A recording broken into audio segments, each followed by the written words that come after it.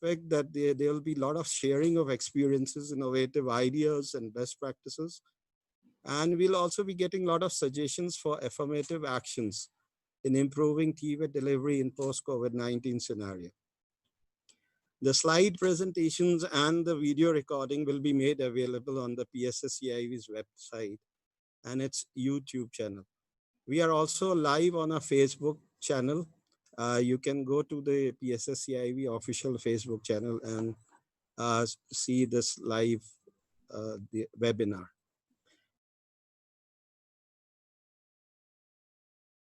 Professor Rajesh P. Khambayat of PSS Central Institute of Vocational Education, Shamla Hills, Bhopal, to please give the welcome remarks. So before I invite him, I'll just give a brief about him. He has been there as a professor and had at the National Institute of Technical Teachers Training and Research, Bhopal, before he joined PSSCIV. He has a lot of international experiences and recognition. He has worked with the Colombo Plant Staff College, Manila, from where we also have one of the eminent speaker, Dr. Ramhari Lamishane, who would be joining us for the presentation. With that very brief, because he's a very known personality, I'm not going to be between him and you. I invite Professor Rajesh P. Khambayat to please give the welcome remarks. Professor Khambayat, please.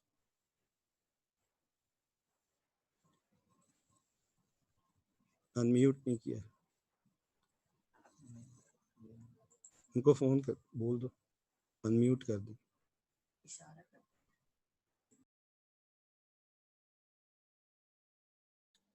Am I loud?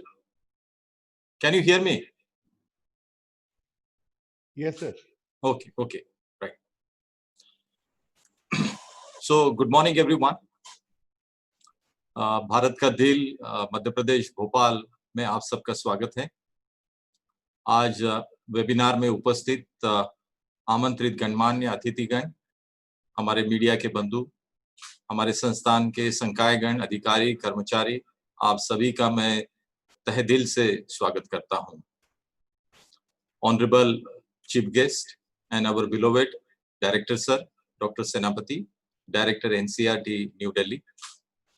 Honorable Dr. Shamal Mujumdar, the former head, UNESCO Univoc International Center, Bonn, Germany. Honorable Dr. Ramhari Lamichane, Director General, Colombo Plant Staff College, Manila, Philippines. Our special guest this morning, Dr. D.P. Mishraji, the Director of NITTTR, Kolkata, which is also Univoc Network Center.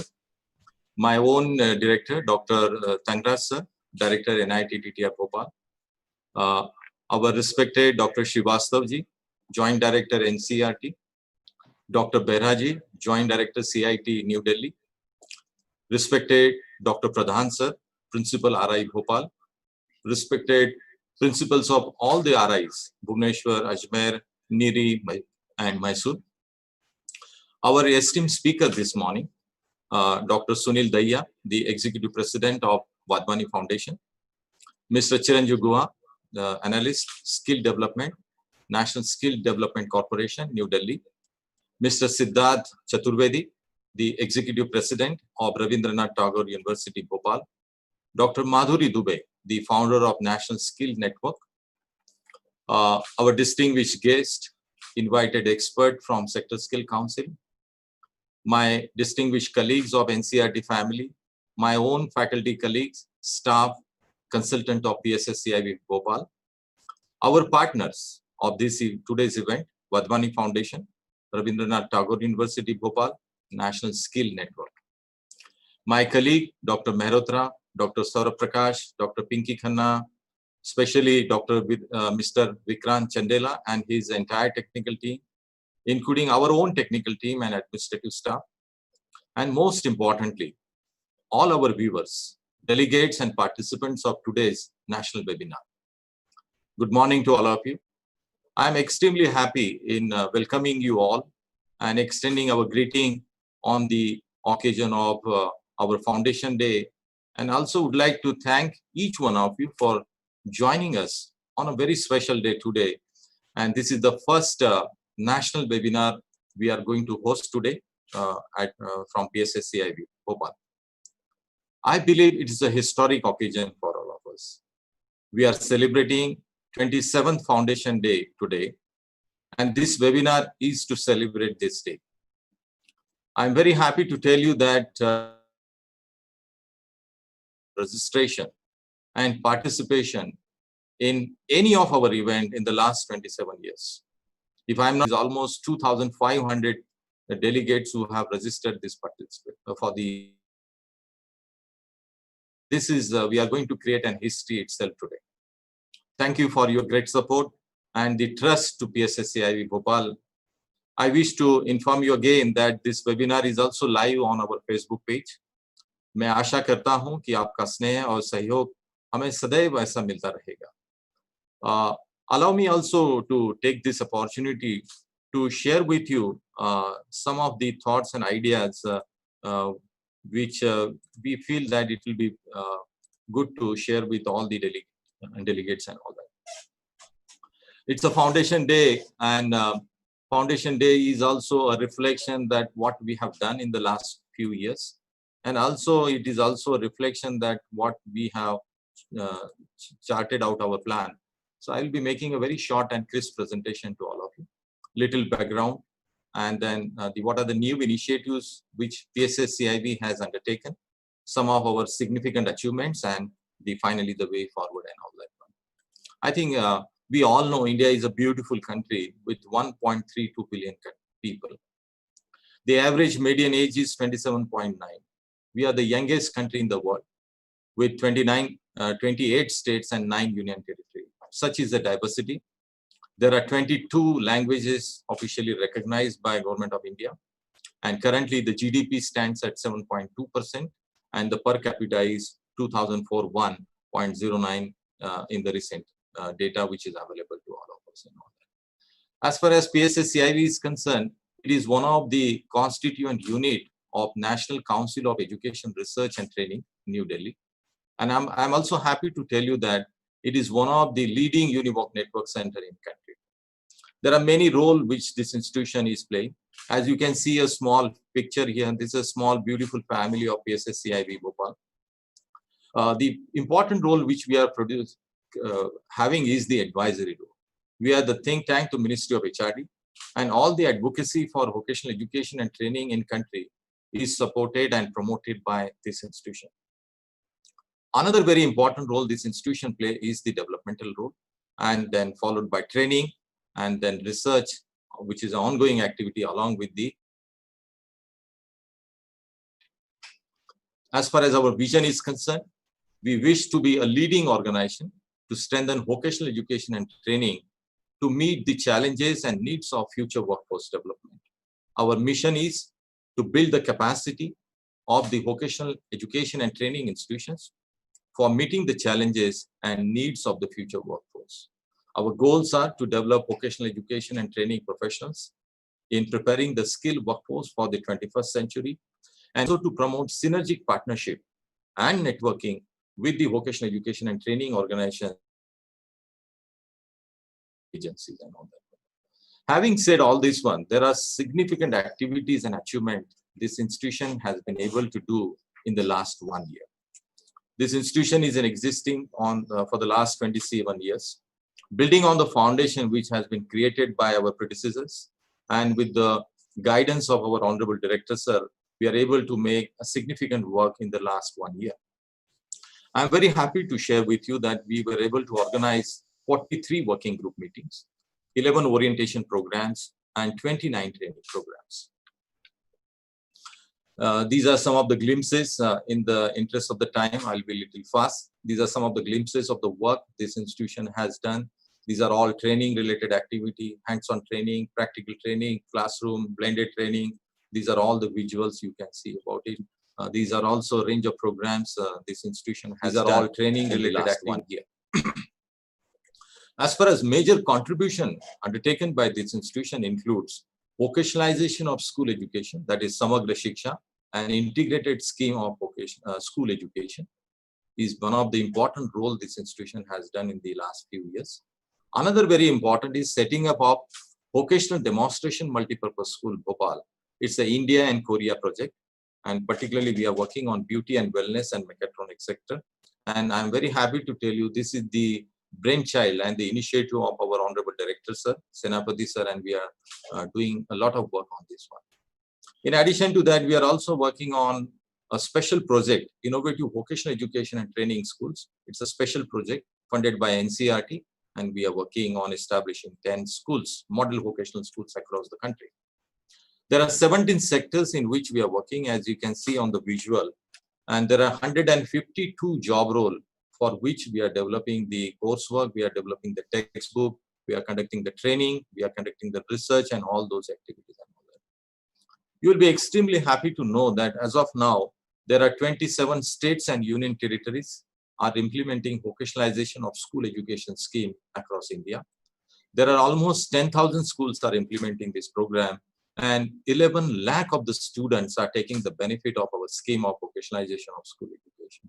These are early numbers. I am very sure these numbers are going to be doubling very soon as we move ahead in the coming years and all that. As you can see here, we are creating for each job role, we are creating a learning outcome-based vocational curriculum. We have included employability skill as an integral component of vocational education. And this is the curriculum and this is the textbook we are doing.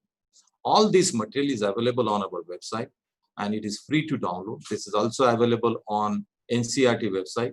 It is also available on the mobile app, ePathshala, and all this can be accessed through our resources and all that.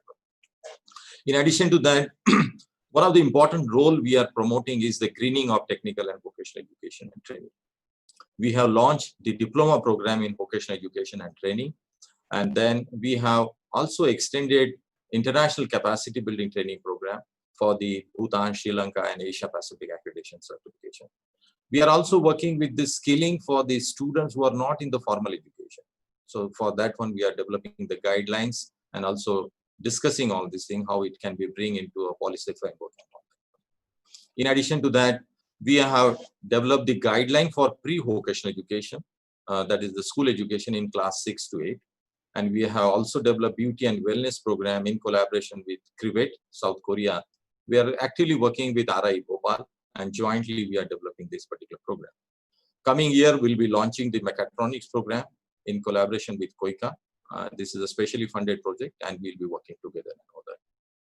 We have also developed some additional module as directed by Minister of HRD. Now, currently we are developing the digital content as we are talking about COVID-19 and the post-COVID-19 as we are preparing ourselves. I think this is very important, and in this direction, I'm very happy to tell you almost 50 pre-vocational videos for class 6 to class 8 in 17 sectors have been prepared by our institution. We are continually our effort on digital content, on vocational education programs. All the presentations, video programs, podcasts are being prepared and all made available on our website. In response to this, I will leave this point because our director, sir, will be giving us more insight how NCERT is responding to post-COVID and how we are preparing for the response from the NCERT. And these all, I will just leave this particular point here with director, sir. In addition to that, we have also conducted regional and national level consultation meeting. So northern and western region, as you can see the data, so where we have brought all the stakeholders of vocational education ecosystem, and we discussed at length what should be the roadmap for the future. I'm very happy to tell you that last year we have also established the vocational education and training laboratory. As you can see the visual of our Honorable Director, sir, and delegates from Korea. So as of now, today we have 5 state-of-the-art vocational education laboratories being set up in our institution. So in addition to that, we have also organized mega programs this year. And there are 2 mega programs we launched. One was the in-country program, Leadership and Change Management for Tvet, in collaboration with Colombo Plant Staff College, Manila, Philippines. And it was a 1-week program and we have collaborated. I'm very happy Dr. Ram Hari sir is also our one of the keynote speaker this morning. And thank you for collaborating with us into this. Another very important event we organized was the national conference. It was on reimagining technical and vocational education and training for the changing world, perspectives and practices. And this program was in collaboration with international agencies we organized. One is the UNESCO Univoc International Center Bonn and Colombo Plant Staff College. This event was attended by almost 450 delegates and representing 11 countries across the world. These are some of these things. I'm very happy to conclude with this that we have also come up with a framework for vocational education and pedagogy for the teachers. And this framework will be applicable for across the India for preparing the vocational teachers, particularly for implementing this. We have also created the distance mode guidelines for diploma in vocational education. We'll be launching this year this diploma program. And these are our routine publication, that is quarterly publications and all that. Coming month, all the training program delivery will be through G Suite, which is an online platform we'll be using. So all our training program working group meeting will be organized by using G Suite software. So we are already gearing up ourselves. We have also come up with the state-of-art digital studio. So all our digital resources for the vocational and education training will be prepared and developed at our institution now. Along with that, this month, coming month, we'll be installing a solar panel where almost 73.5%, it is 100 kilowatt, and this will be all generating energy from this one. So practically in the next 5 years, all whatever small money we have invested will be recouped. And for the next 25 years, this institution will not pay a single rupee towards electricity. I think this is our commitment to the environment. This is our commitment to greening technical and vocational education. Finally, I know there are a lot to be done as we march ahead with our Foundation Day. But we would like to recall ourselves and reflect on that. We have to continue our effort on strengthening and expanding vocational education scheme, introducing and strengthening this pre-vocational education in the school, establishing and strengthening this 10 model vocational school. That all we will be doing, producing more digital resources, more QR code based textbook for vocational courses that we will be taking up. We'll be also expanding vocational education to few new job roles. So 25 new job roles will be expanding further, along with the new textbook for the courses which are already there. And finally, we'll be also offering the diploma program in the distance mode. With this, let me quote finally what a beautiful quote of Mother Teresa. We ourselves feel that what we are doing is just a drop in the ocean. But the ocean would be less because of that missing drop. So with these words, thank you everyone for your kind attention. Once again, thank you to our esteemed speakers this morning for sparing your time and being part of this great day which we are celebrating today. Thank you for your trust. Thank you for your cooperation, and we look forward to your guidance and support as we endeavor for the future. Thank you, everyone. Thank you very much, sir, for that comprehensive overview of the activities that we have done so far the last year. And also you have given the future plans. Somebody's mic is on. Please mute that. JD sir, I think, yeah. Vikrant. Saurabh, yeah, okay, fine. So thank you very much for providing that comprehensive overview of the activities of the PSSCIV and also the future plans. Now we'll proceed further with the inauguration of this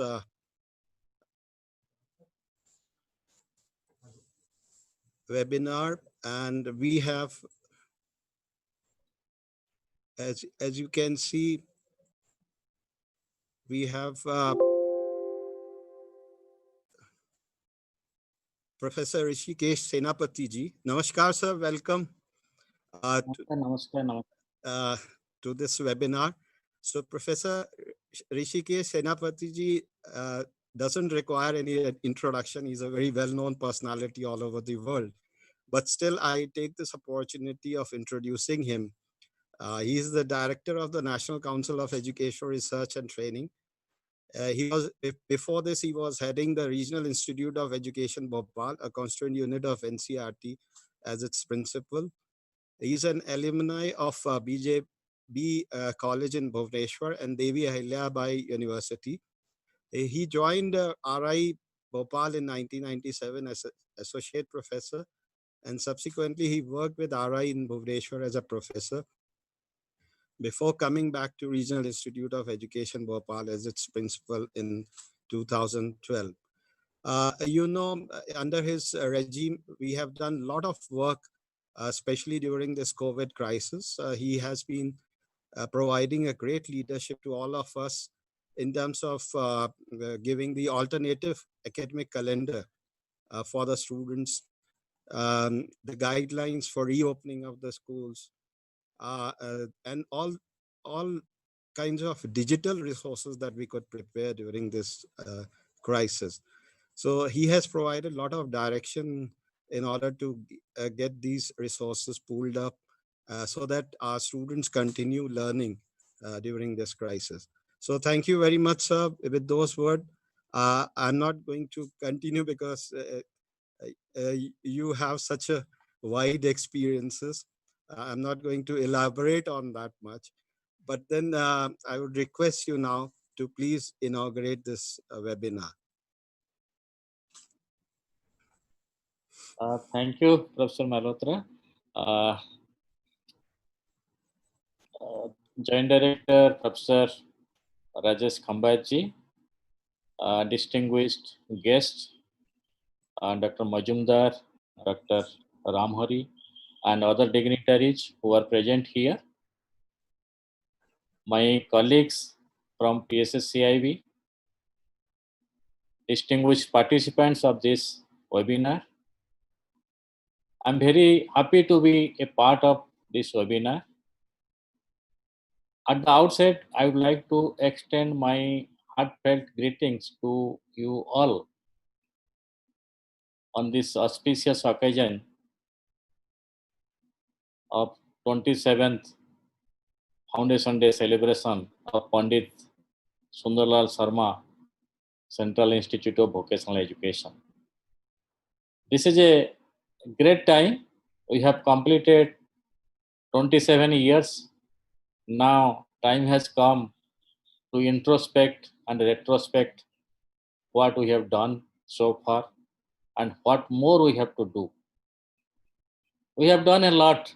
I know the mandate of NCRT is to conduct research, to develop materials, including textbooks, conduct different types of training to improve the quality of education, and also different extension activities to create awareness and ultimately to improve the quality of education, particularly school education.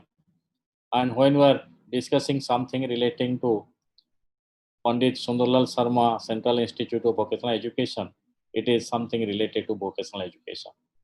This is a great opportunity, and you all know this institute is one of the constituent units of NCRT. We have 5 regional institutes of education located in Bhubaneswar, Bhopal, Mysore, Ajmer, and Ceylon. And we have Central Institute of Educational Technology in Delhi and National Institute of Education, the NCIT headquarters, where we have 18 departments. And we all work together. It is not that Pandit Sundarlal Sarma Central Institute of Vocational Education works in isolation. We work together to improve the quality because we all are interdependent, interconnected. And vocational education is an integral part of general education. From that point of view, we have to work together and we have to promote the quality of education. I'm very happy to mention on this auspicious occasion that we have done a lot. My colleagues from Pandit Sundarlal Sarma Central Institute of Vocational Education have contributed significantly in the development of textbooks development of different curricular materials, and also they have contributed a lot in conduct of training. They have conducted different type of training program, and also they have come out with one diploma program and conducting different extension activities to disseminate the idea of vocational education. As I have already said, that our mandate is to conduct research to improve the quality of education. And now there is a great demand for research, particularly in the field of vocational education. Not fundamental research. We want to study what is happening at the grassroots, what is the reality, and what we should do so that we can improve the quality of vocational education in our country. We all know attitude play a very significant role in our life. Attitude is more important than knowledge. Attitude is more important than skill. Attitude is everything. If we have positive attitude, then we can bring about change. But when we talk of vocational education in our country, vocational education is looked down. We don't take vocational education seriously, but now we are taking a lot of interest, and government of India is also taking a lot of interest, and one separate ministry has been established for this purpose, and we are working day and night to improve the quality of vocational education. I'm very happy to mention that we have selected 10 schools and conducting research, just experimenting some strategy to improve the quality of vocational education. We all know in our school system, vocational education is being imparted from class 9 to 12, and we are giving vocational education for 1000 hours. That is not sufficient. And whatever we are doing, you'll find there is wide gap between theory and practice.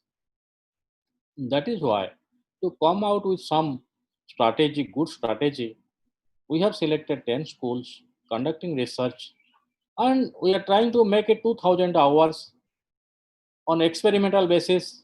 If we find it is effective, definitely we can replicate it all over the country, and it will bring about a change in entire vocational education scenario in our country. From that point of view, we are doing this research, and we are also running one program for vocational teachers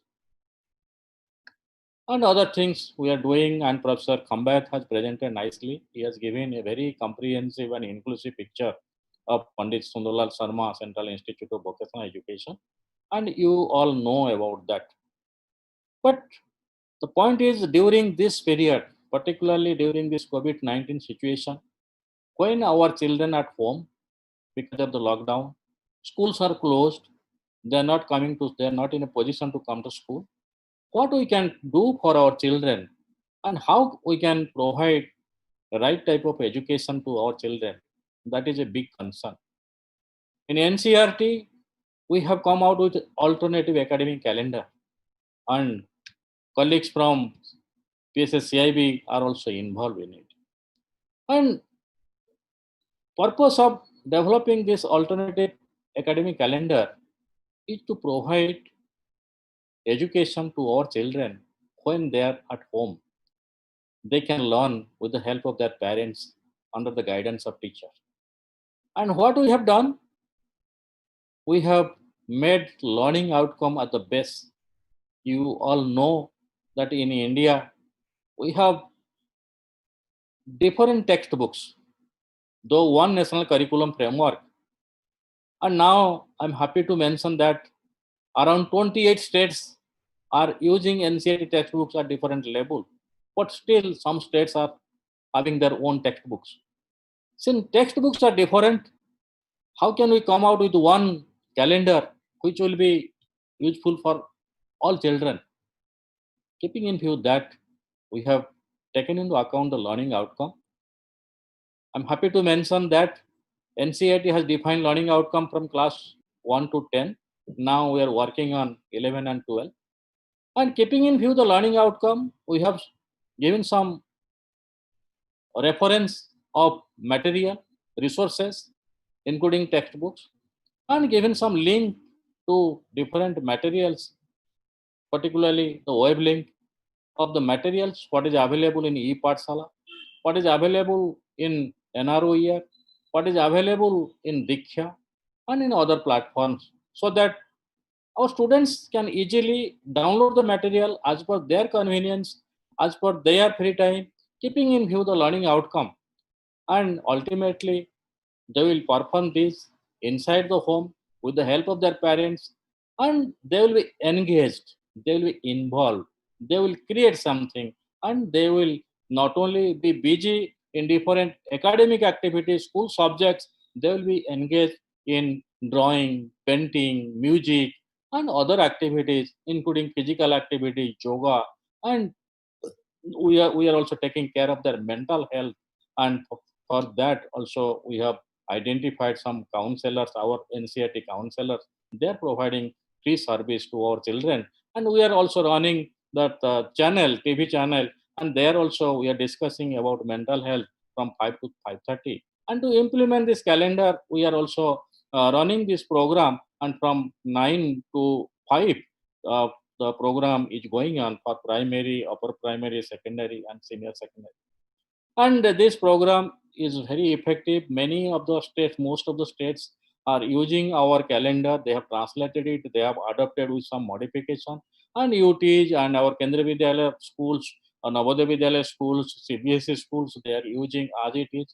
And we are very happy that we have been able to develop this alternative academic calendar, and our students are being benefited out of this. The ultimate goal of this calendar is to develop the competencies. We don't want that content mastery. Our focus has been shifted from content mastery to competency mastery. We expect our children should do something, be involved, be engaged, so that they can come out with their own ideas, own knowledge, and their innate potentiality will develop. My point of mentioning all this here is that we should follow the same process for this vocational education. We know vocational education is neglected in our country, but we have to promote it. We have to give the importance, and we have to bring about change in the mindset of the people. We have to develop a very positive attitude towards vocational education, so that it will be accepted by everybody. And vocational education in no way inferior to general education, because in vocational education we are talking about the skills and competency. Now in general education our focus has been shifted from content mastery to competency mastery. And now if we can shift our focus from content to competency, if we start from competency, start from skills, from their experience, then definitely it is going to bring about a change. This is a question of bringing about change in pedagogy. It is not theory. We should not put much emphasis on theory. Rather, we should put much emphasis on practice, because the basic education system, Gandhiji what promoted, that is the more focus was on craft centered education. And from craft we can develop, or we can initiate other things, and that will be more meaningful. In a holistic way we can present everything. That is why we should put much emphasis on this craft centered education, and in vocational education we are doing that. And my suggestion is we should come out with learning, though we say it is learning outcome based, we should come out with the learning outcome for this vocational education, and in a very systematic way, keeping in view the learning outcome, we can suggest different resources, including textbook what we have developed, and other resources what is available with the state and other government agency, and also non-government agency. And we can give wavelength. I'm very happy to learn that Pandit Sundarlal Sharma Central Institute of Vocational Education has developed some videos and some materials for this on vocational education for these children, and we can give link to these materials, and so that our children will be happy and they can learn many things from these materials, and that will be more useful, because during this period, COVID-19 period, and we should be in a position to provide right type of education to our children. The way we are providing education to our children in school, the same way we should provide education to our children who are undergoing this process. And since vocational education is an integral part of the education, we should come out with some good materials and develop some good materials, good video, good audio, and good interactive materials, so that our children can take advantage of these materials when they are at home during this lockdown period, and when they will come to school, and teacher can make some assessment and what they have learned, what they have achieved during this lockdown period, and other things can be provided to these children when they will come to school. So it will really bring about a change in the entire system and also in the quality of vocational education. That is my concern, because during this period we should work sincerely to do something for the betterment of our children who are at home, and who have given option for this vocational education. And that part also should be equally highlighted that we can do. And since our focus is more on learning outcome, on competency skills, that part should be highlighted more, and we should come out with some good material, audio material, video material for this. So that will be more useful and more meaningful. And I am very happy that many participants have joined this program, and this is a good program, and this program I think will continue for the whole day. And I welcome you all on behalf of NCRT as the head of the family. I welcome you all to this webinar, and I once again express my gratitude to you all and my heartfelt greetings to you all on this auspicious occasion of 27th Foundation Day of Pandit Sundarlal Sarma Central Institute of Vocational Education.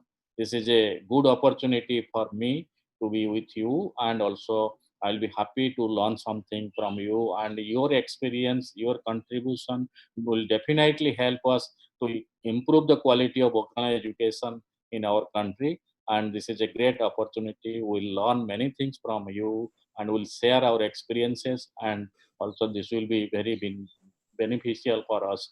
And I wish you all the best. Thank you. Thank you very much, sir, for giving that explicit overview of the vocationalization of education in our country and the concerns that you have in terms of expanding the vocational education program in schools and colleges. It's very important that we need to bring about that kind of vertical mobility for the students at the higher education also, so that the students can get admissions into BVOC programs and other training programs like apprenticeship training and all. Thank you very much, sir, for providing us the direction and always giving your blessings and good wishes for the good work that we have been doing. Thank you very much once again. Now, moving ahead to the next program, I would now request the director, Professor Rishikesh Senapati ji, and also our joint director, Dr. Rajesh P. Khambayat, to please release the video films on pre-vocational education that the Institute has developed during the last month. And this has also been mentioned by the director that he's very happy that the Institute has done this kind of work during the COVID crisis. And these videos have been developed with the internal resources. So whatever we have in our campus, we have done with that. We haven't gone out to spread the COVID virus. So we have taken all care and we have done this task. So thank you very much, Sir Director, sir, for releasing this video, and also your direction for bringing out these kinds of videos during this. So these are some of the glimpses. You can have a look of this. So 10 plants for home decoration. These are all plants in our campus. Preparing chena and paneer, khoa, the identification of retail goods, classification of retail stores, changing tap washer, plumbing tools, toolbox, changing switches and plugs on a switchboard, preparing ORS at home. So in all different sectors, we have done Hast Kashidakari flat, stitches, block printing, tie and dye द्वारा वस्त्रों को सजाना, हस्त कशीदाकारी, loop stitches. So you can see a wide variety of video films we have been able to develop during this crisis. Coming to the next agenda, which is the inauguration of the website of the model vocational education and training schools that Professor Kambad has already mentioned. The 10 schools we have been operating since last 1 year as a model schools, and in these schools we have been able to establish state-of-the-art classrooms and labs, and the emphasis was on practical sessions for vocational training and use of ICT and digital technologies and tools. And we have used WhatsApp as a tool to be in constant touch with the teachers and the headmasters to drive the whole program. So I now request Dr. Senapati ji to please inaugurate the website. I'm showing it on the screen, and he just have to, I request him to say that I inaugurate this web page of the PSSCI. Sir. Thank you. So these are glimpses of the new web page. We wanted you to be here at Bhopal for releasing this, but then we are so sorry that we couldn't have you because of this COVID pandemic. Nevertheless, we request you to do the honor from there. So these are the glimpses of the, you can see the 4 demonstration schools, multi-purpose schools of NCRT located at Bhopal, Bhubaneswar, Ajmer. Besides these 4 schools, we have another 6 schools, state schools of Karnataka, Madhya Pradesh, Tripura, Meghalaya, and Rajasthan. So coming to this, the expected project outcomes is exposure of students to a variety of career opportunities and skill-based activities from classes 6 to 8, improve employability and vocational knowledge and skills of students from classes 9 to 12 for enhancing their employability, and recommendations on the strategies for effective implementation of vocational. So these NCRT's model schools are going to be the model for other schools to be emulated. And I'm sure after this successful implementation, maybe after 4 or 5 years, we'll be able to provide the direction to the other state schools that how they can implement the vocational education program in their schools. Another event that we are going to have today is the inauguration of the vocational laboratories at the PSSCIV by the Joint Director on behalf of Director NCRT. And these are the 4 labs that we have established: Agriculture Lab, Textile Lab, Food Processing Lab, and Retail Lab. We already have a Healthcare Lab, which was established much earlier in our institute. And so these are the additional labs that we are going to establish besides the automotive lab that we have created much earlier. Now coming to the technical session. Hello, Mehrotra sir. Yeah. Can I request Director sir to say a few words before we move on to the next session? Yeah. Thank you. Though I am physically not there in Bhopal, but I am with you virtually, no problem. All the time I am with my institute, my colleagues. I'm very happy to be part of this inauguration. And formally, I inaugurate the website, etc., what you have presented. And this is a great opportunity for me and all of us. And I extend once again my heartfelt greetings to you all. Thank you. Thank you, sir. Sir, thank you very much. Yeah. So with your kind permission, we have Honorable Director NITT Kolkata, Dr. Mishra ji, who is also in the along with us in the webinar. May I request request him to extend his greetings to all of us and say a few words, if you permit. सबको मेरा नमस्कार. Is it audible? Yeah. So I'm very glad that I am here, and I've learned a lot in this very short session. And I'm looking forward to work with all of you, because the country will be benefited by the work what you are doing. And therefore, I extend all my cooperation, all my these things. Maybe NITER Kolkata can be a part of your team, and we'll be work together for the betterment of our country. And vocational training is very important, although Dr. Hishikesh told that it has been neglected, but now it is the time. And all the missionaries are working for that, and we should do our little bit, whatever we can, so that we can do well. And this is a wonderful program, and I must congratulate the entire team, including Professor Rajesh and Dr. Binay and other teams, Dr. Samlal, Samal, and whatever I could see. And I really congratulate and wish you all the best for this webinar, what we have done due to pandemic COVID. And we are really be happy. I'm happy to be here, and thank you very much. And we are looking forward to work with all of you. Thank you, sir. Thank you.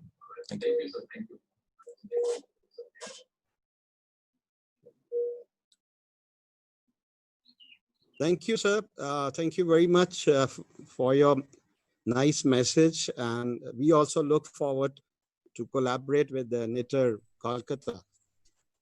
With that, I'll now move forward to the technical sessions that we have. And as you can see, technical session 1, which is on impact of COVID-19 on Tvet learning, new approaches and solutions. We have 3 very esteemed speakers on this panel.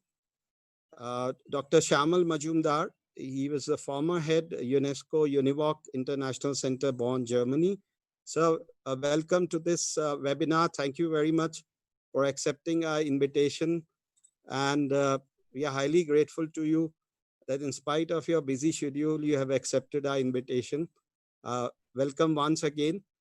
Dr. Ram Hari Lamishane, Director General, Colombo Plant Staff College, Manila, Philippines, who is also there. Sir, namaskar and welcome to this webinar. We have organized programs with the CPSC at Bhopal, PSSCIB Bhopal, and it's been a wonderful experience to work with Dr. Ram Hari Lamishane. So thank you very much, sir, for accepting our invitation. The third speaker is Mr. Sunil Dhaya, Executive Vice President, Vadwani Foundation, who has been very closely associated with developing employability skills, e-learning materials. And you can see we have done a lot of work with Vadwani Foundation in bringing out employability skills textbooks and e-learning material. So I take this opportunity once again, thanking all the panelists on this technical session for joining us in this webinar. Now, I'll just give a very brief overview of the session. This session explores the impact of COVID-19 on the Tvet learning and shares the new approaches and solutions adopted by international and regional organizations in carrying out learning continuity for the students and teachers across the world. And this has been a major challenge before us. And India has done a lot. As you can see, we could control the spread of the COVID-19. Thank you to the Honorable Prime Minister, who has taken a lot of initiatives. The government of India, the state governments have been playing a major role in containing the spread of this virus. And as NCRT has being the organization responsible for the school education, has played a vital role in providing all the learning materials during these tough times. I now invite the Honorable Dr. Shamal Majumdar, former head UNESCO Univoc International Center, Bonn, Germany, for this presentation. But before that, I would like to introduce him very briefly about him. Although he needs no introduction, he's there on the internet. He's a very famous personality. If you look for his title, you will find a lot of pages dedicated to him. but I'll just briefly introduce him. He is the former head of UNESCO Univoc International Center, Bonn, Germany. He served as the Director General of the Colombo Plant Staff College for Technician Education, Manila, Philippines, and Vice President of IVETA. He worked as a former professor in Department of the NITR, Kolkata, from where we also have right now the Director, Kolkata, Dr. Prasad. His current research interest includes sustainable development agenda and development of integrated smart village in rural sector in addressing several SDA using skill as a driver for change. He received many international awards from international and regional organizations, including the American Vocational Education Research Associations, ADBI, UNESCO, and the Southeast Asian Ministers of Education Organization. With that brief bio note, I now request Honorable Dr. Shamal Majumdarji to please make a presentation on the topic Tvet in the time of COVID-19 challenges and opportunities. Sir, you are welcome. Yeah, thank you. Can you allow me to share the screen, please? Yeah.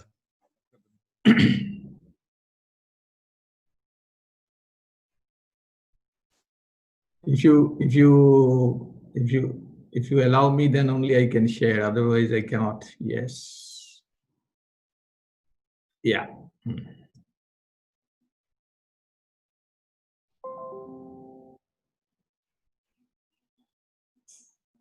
Let me.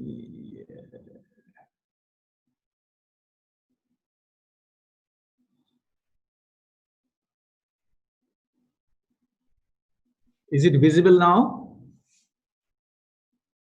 Hello? Yes, sir. Yes, sir. Yes, sir. Yes, sir. Okay. Thank you, Professor Mehrotra, for your kind introduction. Distinguished guests, including Director of NITTTR Kolkata, Bhopal, Principal of many colleges here, Principal of many polytechnics, and many colleagues whom I have worked in India, ladies and gentlemen. Good morning and namaste. It is indeed a great pleasure and honor for me to speak today on such an auspicious occasion, on a national seminar on COVID, on Tibet, on the occasion of 27th Foundation Day of PSSCIV. At the outset, I like to convey my sincere thanks to Director Professor Senapati, Professor Joint Secretary Kambayat, all the staff and the faculty of PSSCIV for organizing very timely and relevant webinar at the most challenging time. I'm also very happy to see very good friend of mine, DG, Dr. DG Ram Hari, and also Shunil Dania in the same panel, which we are sharing today. Today, I'm going to speak, as Professor has already said, that Tibet at the times of COVID-19 challenges and opportunities. You all will be appreciate one thing, that we are passing through a very unprecedented crisis due to global health pandemic. We are confronted with 4 major crises. We all know the first one is the health crisis. As we all see that almost 500,000 people already died.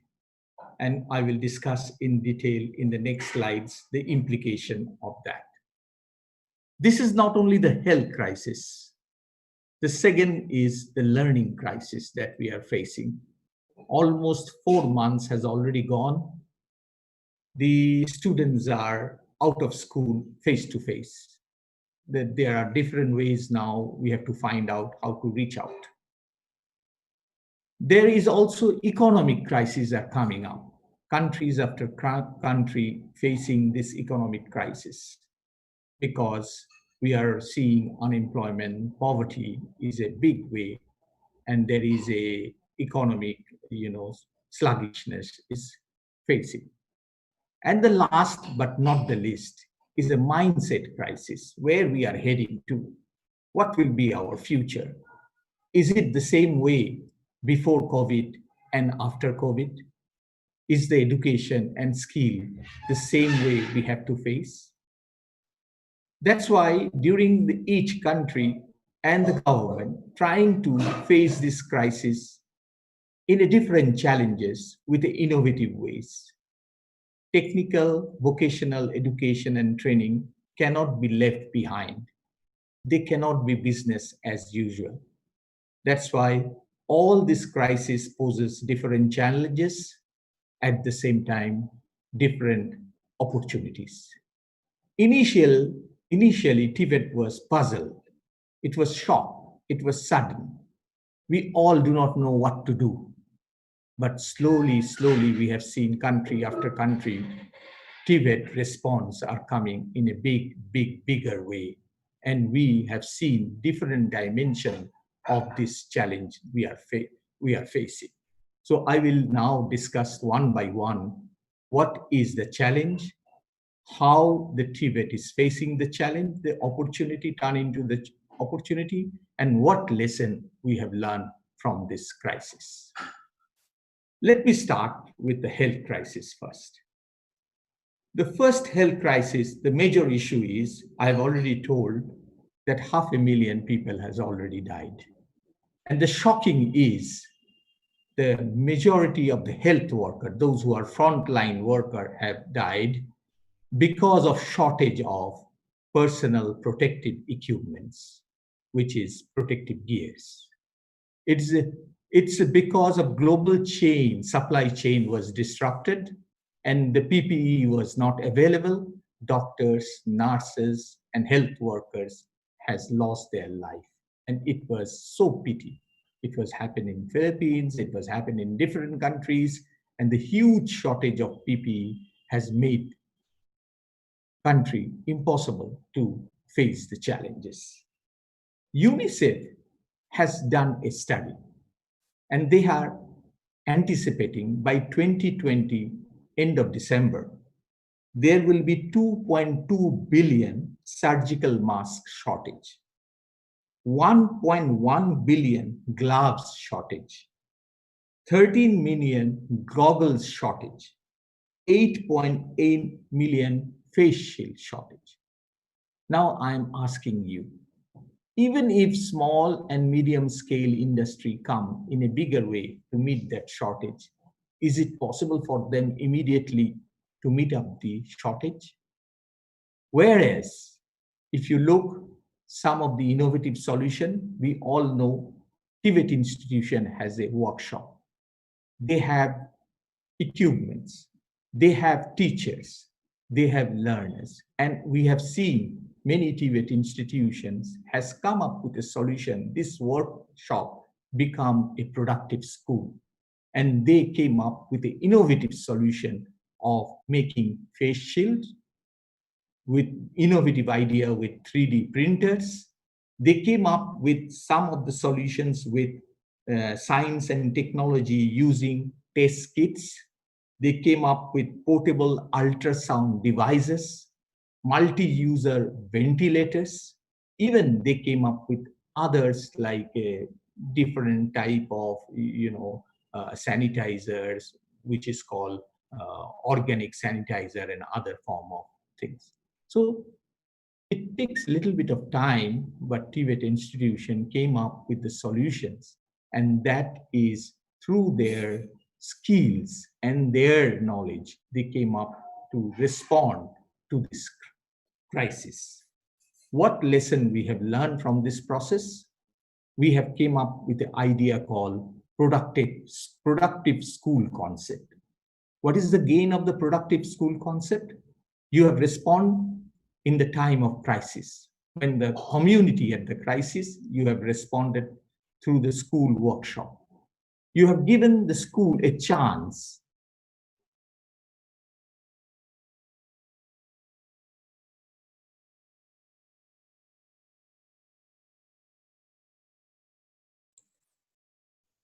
So your audio is not. So your audio is not working. Hello.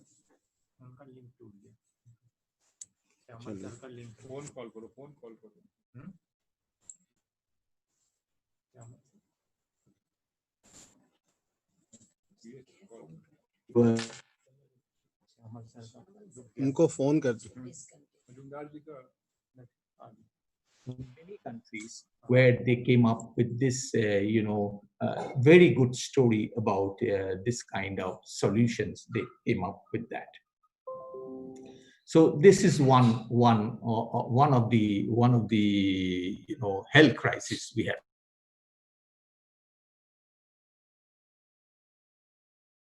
What is the scenario? As according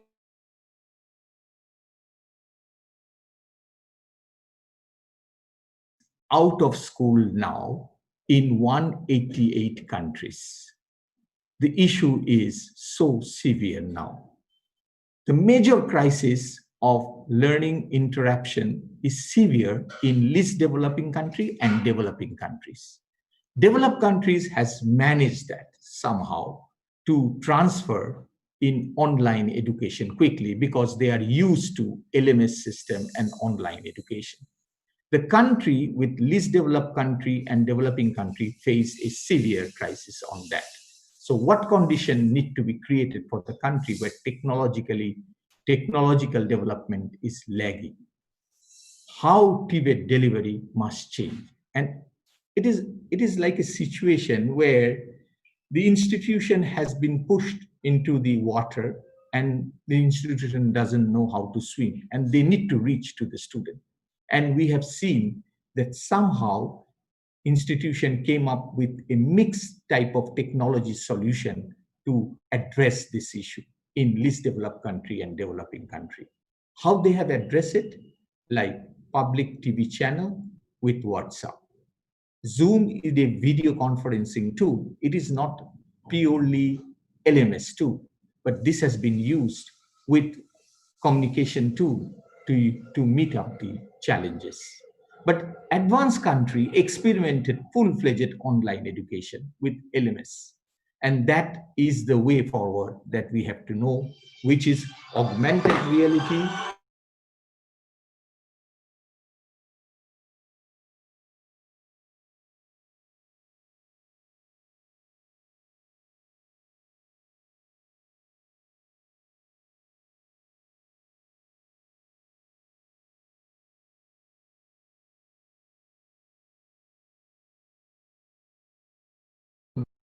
Then I have to, what to do?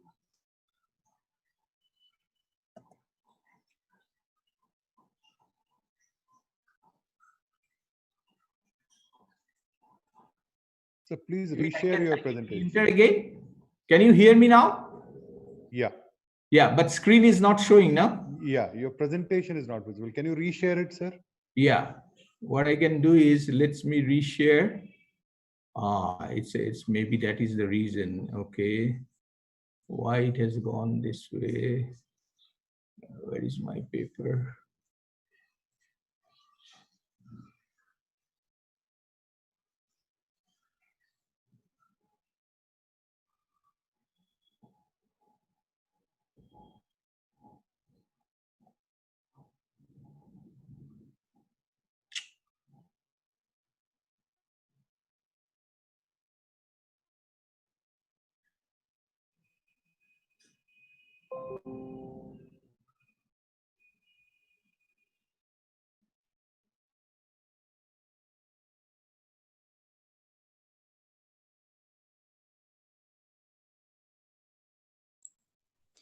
So should I do it from here?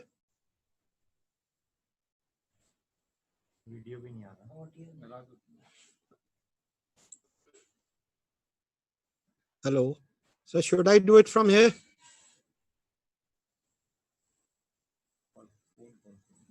I think his net problem, not the presentations, internet connection maybe. Mm-hmm.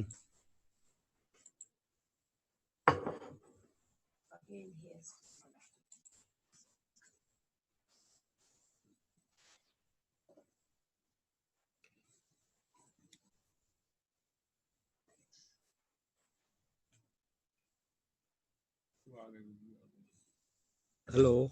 So can you hear me? Yeah. I think maybe it's a problem is coming up. I don't know where it's coming. Should I do it from here, sir? Yeah. Can you do that? Yeah, I'll do it. Maybe the internet has a giving problem. Yeah.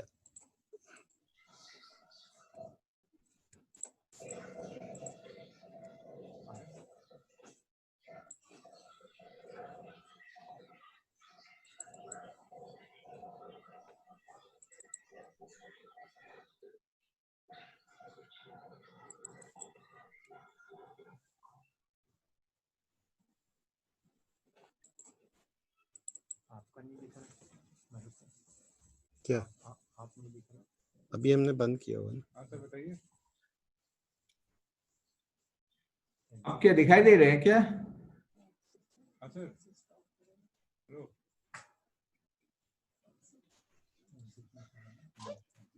Sir, we are not able to see the screen.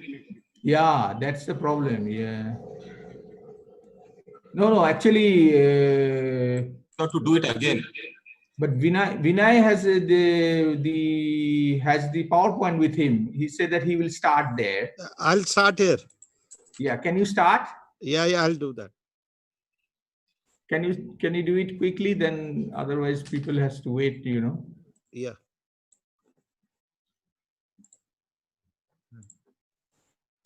Can you see this now? Yeah. Okay. So which one? This one you want? No. Where is gone again? Which one? You can tell me the number, slide number. I'll take it there. Yeah, the slide number. This is I your think first one. About four. Just go to 4. Slide number 4. But I can't see here. You can't see? No. Yeah. Is 4. Yes. Yeah. This one. Okay. Yeah.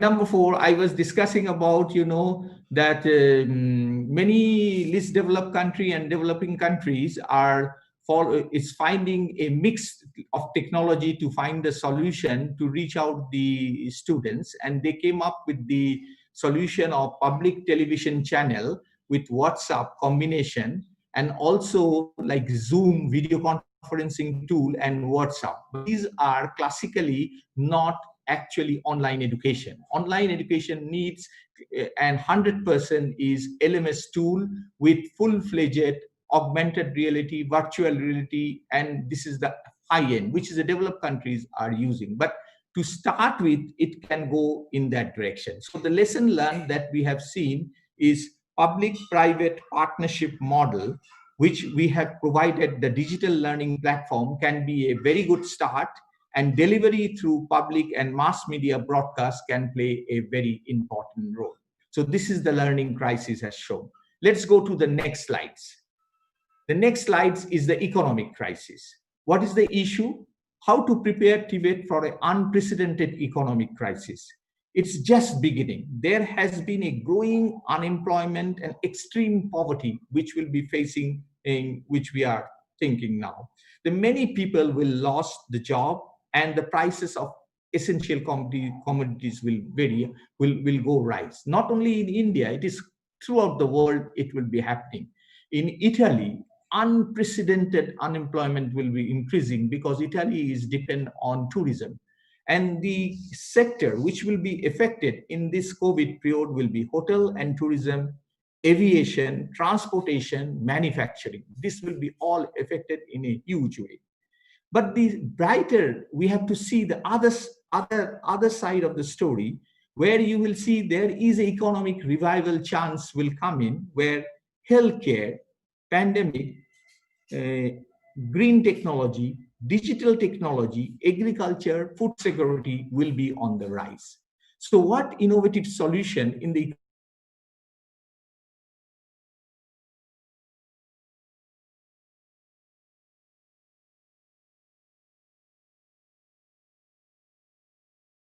internet connectivity की problem है.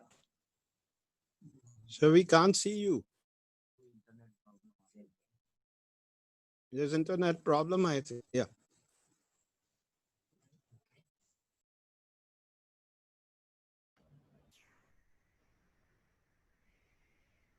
Sir, it seems Dr. Majumdar's net has some issues. That's an individual. Yeah, I think Vikrant is some internet issue. So either we have to wait or we.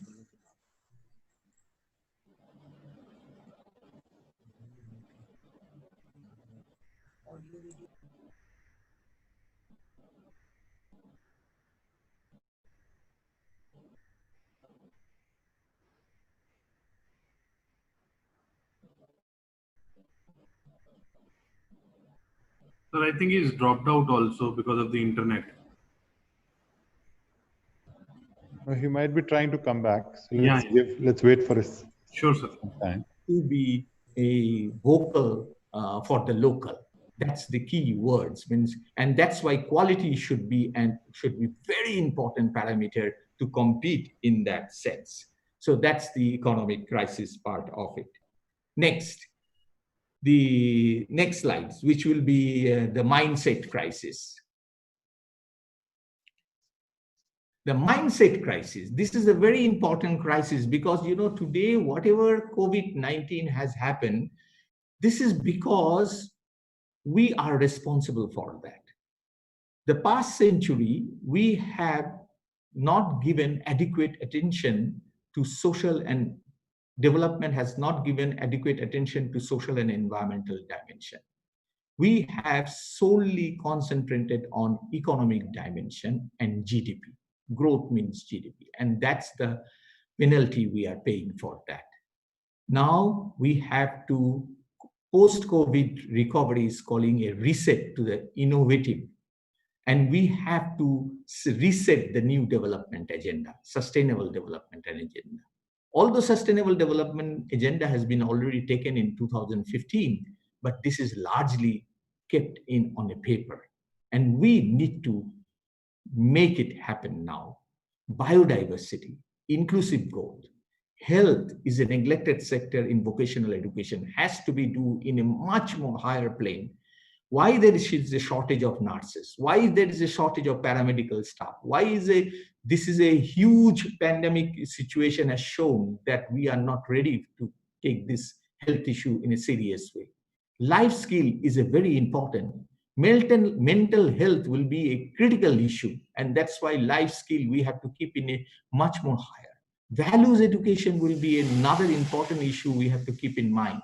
Peace education, where will be the peace education will be, because, and these are the important future education will take into. The lesson will be like, therefore, we don't have to be only, we call it only Tvet. We have to talk about greening Tvet. We are not look for only salaried job. We have to be entrepreneurial Tvet. We need to have a digital Tvet, because new normal will be digital Tvet, because we never know one pandemic we have seen. There may be so many things we have to face in. We have to be more agile. We have to be more resilient. We need to change the way we think, and we need to act. Next slides. The question will be, what are the triggers? What are the triggers of vocational excellence in post-COVID recovery? When we talk about vocational excellence, always we talk about technological excellence, but we have to question that. Definitely technological excellence we have to honor. But today the time has come, the driver should be social and applied innovation, not only technological innovation. Ultimately, it is the social innovation which has to be drive the society, and applied innovation, which Professor Senapati rightly said. Theory, definitely. For research sake, not. Which is applied innovation and social innovation we have to take into consideration. We need to see the problem of the society and try to solve this problem of the society. It may be Alzheimer patient, it may be nature problem, it may be food problem, it may be food security issue, whatever. One by one, we have to take up and try to solve that. Tvet must be a development vector for local and regional growth. And that's why think globally, but act locally. because we have forgot the local development agenda. That's we are paying the price. In the lockdown period, I have seen if the local was not there, almost we can't survive because global chain was all disrupted. But how do we have survived if the local was not there? SMEs, local, they are the lifeline of the economy, which has been stay on. Tvet as an initiator to create a culture of bottom-up innovation and excellence. And that's why skill, polytechnics, they have to play a very important role in terms of excellence, not from the top down, but the bottom up approach, which must be given like Tibet institution are contributing to employability and social cohesion. Next slide. Which institution triggered vocational excellence in the COVID-19? When we are scanning throughout the world that to see that which of the institutions really did very well during the COVID-19 time, we have seen those institutions are adaptable, flexible, responsive, managing change, handle uncertainty, agile, and human-centered. They came up very fast to respond on that. But those who are rigid, waiting for the call from the super, they are not responsive to the society, they are not managing change very well, they are what we can say, they are in rigidity in their structure, they take time to respond on the situation. Those institutions drive innovation with skill ecosystem, those who have touch with the private sector, with small and medium scale industry, with the community, they respond faster. Those institutions have a contact with local development, regional growth, they respond faster. Those institutions has an excellent teaching learning system, they respond faster. Those institutions has a focus either on digital or in climatic change or in sustainable development. Maybe not in all, but only on one, they respond faster. So you must have some kind of specialization on aspect of it. They have faster on that. Next slide. In the next slide, I like to conclude my presentation with a quotation. Everything we have to know that if necessity is the mother of invention, scarcity is the mother of innovation. During this time, we have seen there is a total scarcity. There is a scarcity of masks, there is a gloves, there is a need. And we came up with a innovation how to meet up that. And that leads to a invention in a bigger way. And you will see that this is the starting point of bigger invention will come in. That's why we can start from a small innovation. It can be a small innovation, but it can lead to invention because you can see now that AI application, predictive algorithm can be applied. You can see that rapid test with different model algorithm will be applied. All this thing, new technology is coming up to help that invention. But my appeal will be everything we have to always keep in mind. Technology for technology's sake is not the answer. Humanity should be at the core of innovation. New world will be a different world. Pre-COVID world and post-COVID world needs inclusive excellence. It is not just excellence, because just excellence make you only a first boy. Today, we need not to be only at the forefront, but how much you take all people together. Thank you very much for your kind listening. Those who want to have to see my full paper, they can see in my LinkedIn, and also I'm going to publish the full paper in another journal. Thank you very much. Sorry for the trouble because of this, I think, internet connection. But thank you, Professor Mahitra, for our risk management that we have done earlier. Thank you.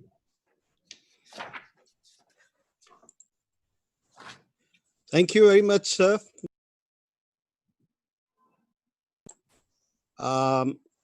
We all understand this. Not only there is a COVID crisis, but also technological crisis.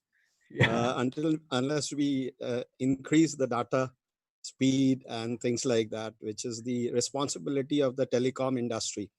So telecom industry has another challenge during this crisis, how to make accessible the technology, particularly the digital technologies, so that we can enhance learning and especially facilitate the colleges and schools in terms of digital learning. So that is a challenge posed for the telecom industry. Thank you very much for giving so nice messages. The first one, which I really appreciate, is that we have to think locally and act globally. And the second one that you have given the message is that we have to have a bottom-up approach for Tvet, so that every stakeholder gets an opportunity to provide the knowledge, skills, and also develop that kind of attitude that we are looking for through the Tvet. Thank you very much. Now I proceed to the next speaker. I'll be sharing the screen, and here you can see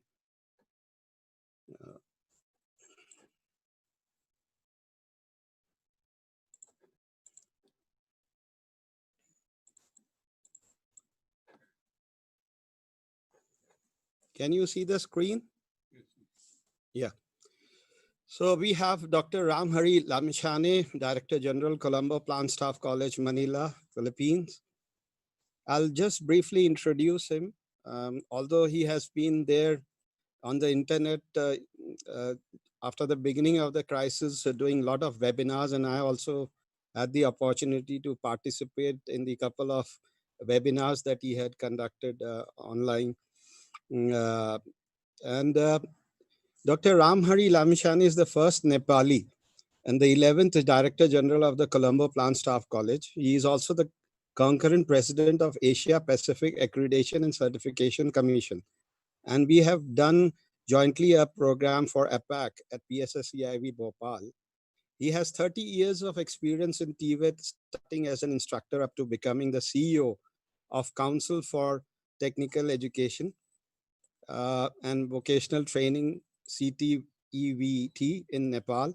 He served as a project manager in ADB projects and program coordinator in Swiss Development Corporation funded projects. He was a key member in formulating the Tvet policy of Nepal in 2007 and 2012. So we have a very eminent speaker now who has been the driving force not only in Nepal, Tvet, but also the internationally lot of work he's doing for driving the Tvet and promoting it. So I now request Dr. Ramhari to please make a presentation on distance and online Tvet learning, new normal post-COVID-19. Sir, Dr. Ramhari, can you listen to me? Okay, thank you, sir. Welcome, sir. Thank you. Respected director, joint director, and all the distinguished personality. On behalf of Colombo Plant Staff College and from my personal point of view, first of all, I would like to say namaskar and good morning. So without further delay, I'm going to thanks for this opportunity, Rajesh sir and Mehrotra sir and entire PASKIB team for to celebrate PASKIB, birthday with this Zoom meeting. Thank you, sir. I was expecting to come Bhopal, but anyway, we are in Bhopal through e-system.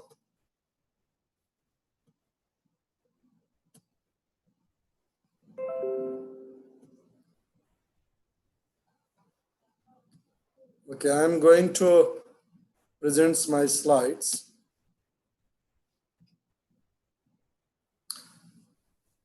I'm going to present after the, Dr. Mazumdar presented very well, covering all the perspectives of the COVID and Tibet in the broader perspective. So I'm going to present Tibet in the context of COVID-19 challenges and opportunities. My presentation will cover impact of COVID-19 in Tibet. What are the major impact and challenges and opportunities, initiatives taken by different countries to manage classes, how the different countries are managing in this situation and way forward. Like in null set, we can say impact of COVID-19 in Tibet. This is one of the most affected sector because we couldn't open our schools, our technical school centers. And this is not like other general educations because we can manage general education through online, but for practical sessions, practical classes, we need face-to-face and physical. That's why this is one of the most affected sector. And key challenges to remain operational. So we have very big challenge how to remain as operational this Tibet sector. That is another challenge. And most of the institutions are closed due to work-based and practical learning. Because Tibet, as I already mentioned, nature of the practical and work-based learning, most of the institutions are closed. And some of the institutions are supporting national crisis response.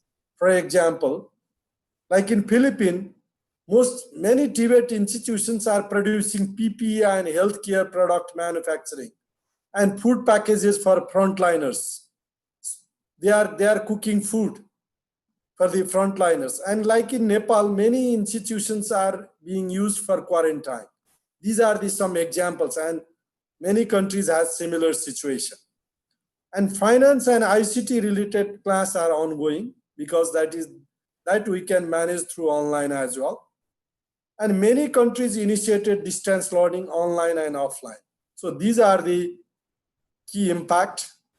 And if we see the impact related to job losses due to COVID, like globally up to now, 400 million full-time job loss, that is 14% compared to normal employment market, And in Asia Pacific region, 235 million full-time job lost. That is according to ILO Monitor COVID-19 and the World of 5th edition. And if we see the India, unemployment rate in India in May, maybe now it has reduced or increased, I don't know, because the market has already opened despite the COVID cases are increasing in India. Unemployment rate in India, May, it was 23.5% and June 11%. But what is the scenario of July? I couldn't find. Anyway, it is very high number compared to the normal unemployment rate of India. It was around 3 to 4%, but now 11%. That's why this is the data of Center for Monitoring Indian Economy. Okay, that's why because of COVID in the employment market, it has impacted very negatively.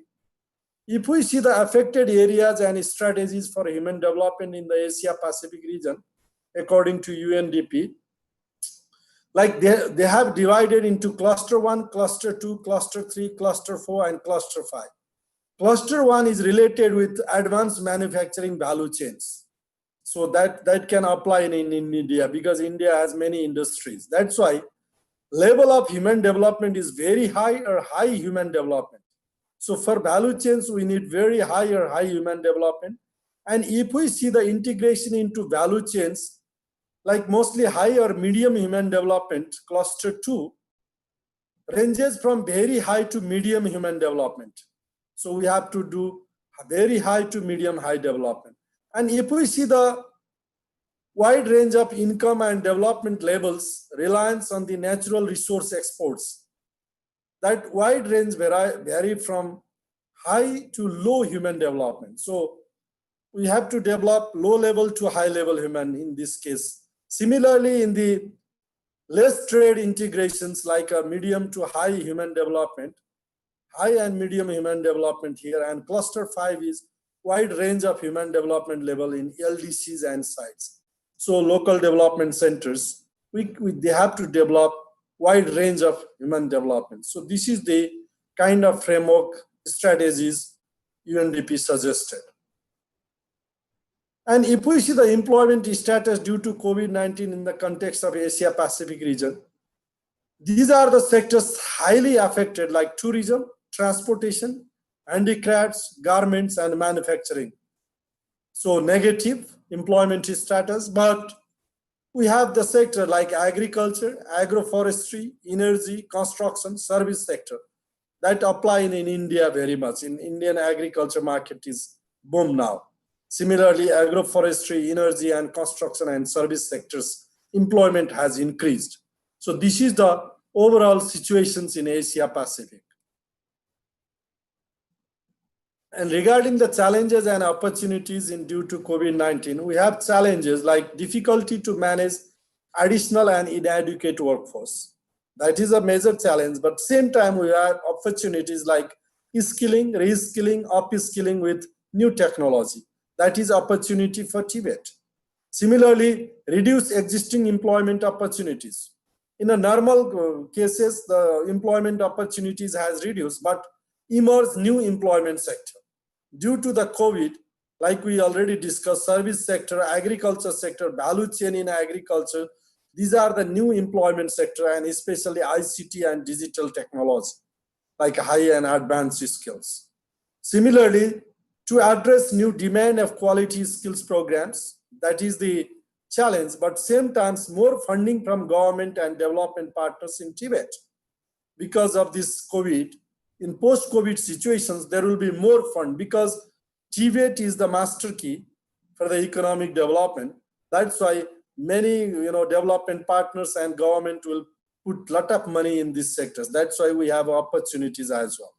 Similarly, linkages with enterprises is the challenge because of the kind of COVID, but enterprise-based and apprenticeship training has scope and opportunity because of social distancing.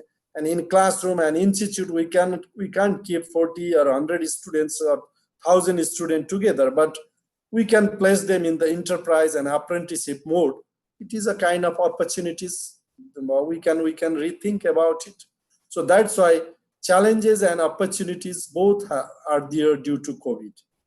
And as I mentioned, some initiatives to operate classes like TESDA, Philippines, they are doing online TESDA online program. This is the website.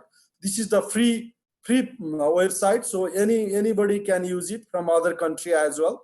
That's why they are conducting classes in information technology, tourism, agriculture, electronics, automotive, heating, ventilation, and air condition, trainers methodology 1 and 2. That is especially for teacher. That's why this is an online course, free course. Even if our Indian students or Indian professionals want, they can use it. Similarly, in India, no need to explain much, like SWAYAM, Government India, Diksha, and there are in the SWAYAM rava.gov.india, 32 TV channels are giving classes during this COVID situation. That's why this is a great, initiatives taken by Government of India.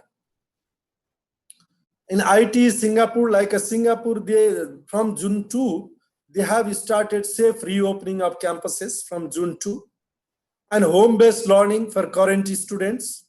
They are conducting home-based learning for the new students, current students who are in the institute, and divided into group, on-campus and home-based learning. They have divided into two groups, on-campus and home-based learning. Similarly, cancellation of 2020 graduation ceremony July, and all face-to-face short courses class cancelled. That is the situation of Singapore. And in Bangladesh, distance learning by Bangladesh TV and radio, and they have allocated subjects and hours they are conducting regularly. Because of the remote areas, all online classes is not possible. And similarly in Thailand, they are conducting online courses and vocational education course. They have a TV channel 53. Through TV channel 53 of the Department of Education, they call Commission of Vocational Educations. they are teaching by this channel. And Vocational Education Commission joins hand with ICDL. This is the digital and internet things. Thailand to enhance knowledge and skills in using digital technology to expand learning and ready to work in new way of life, like new normal. They are doing partnership with ICDL and they are conducting training online. Similarly, in Malaysia, they're managing all subject online classes, especially knowledge part. And semester 1 online, in campus, all theory classes.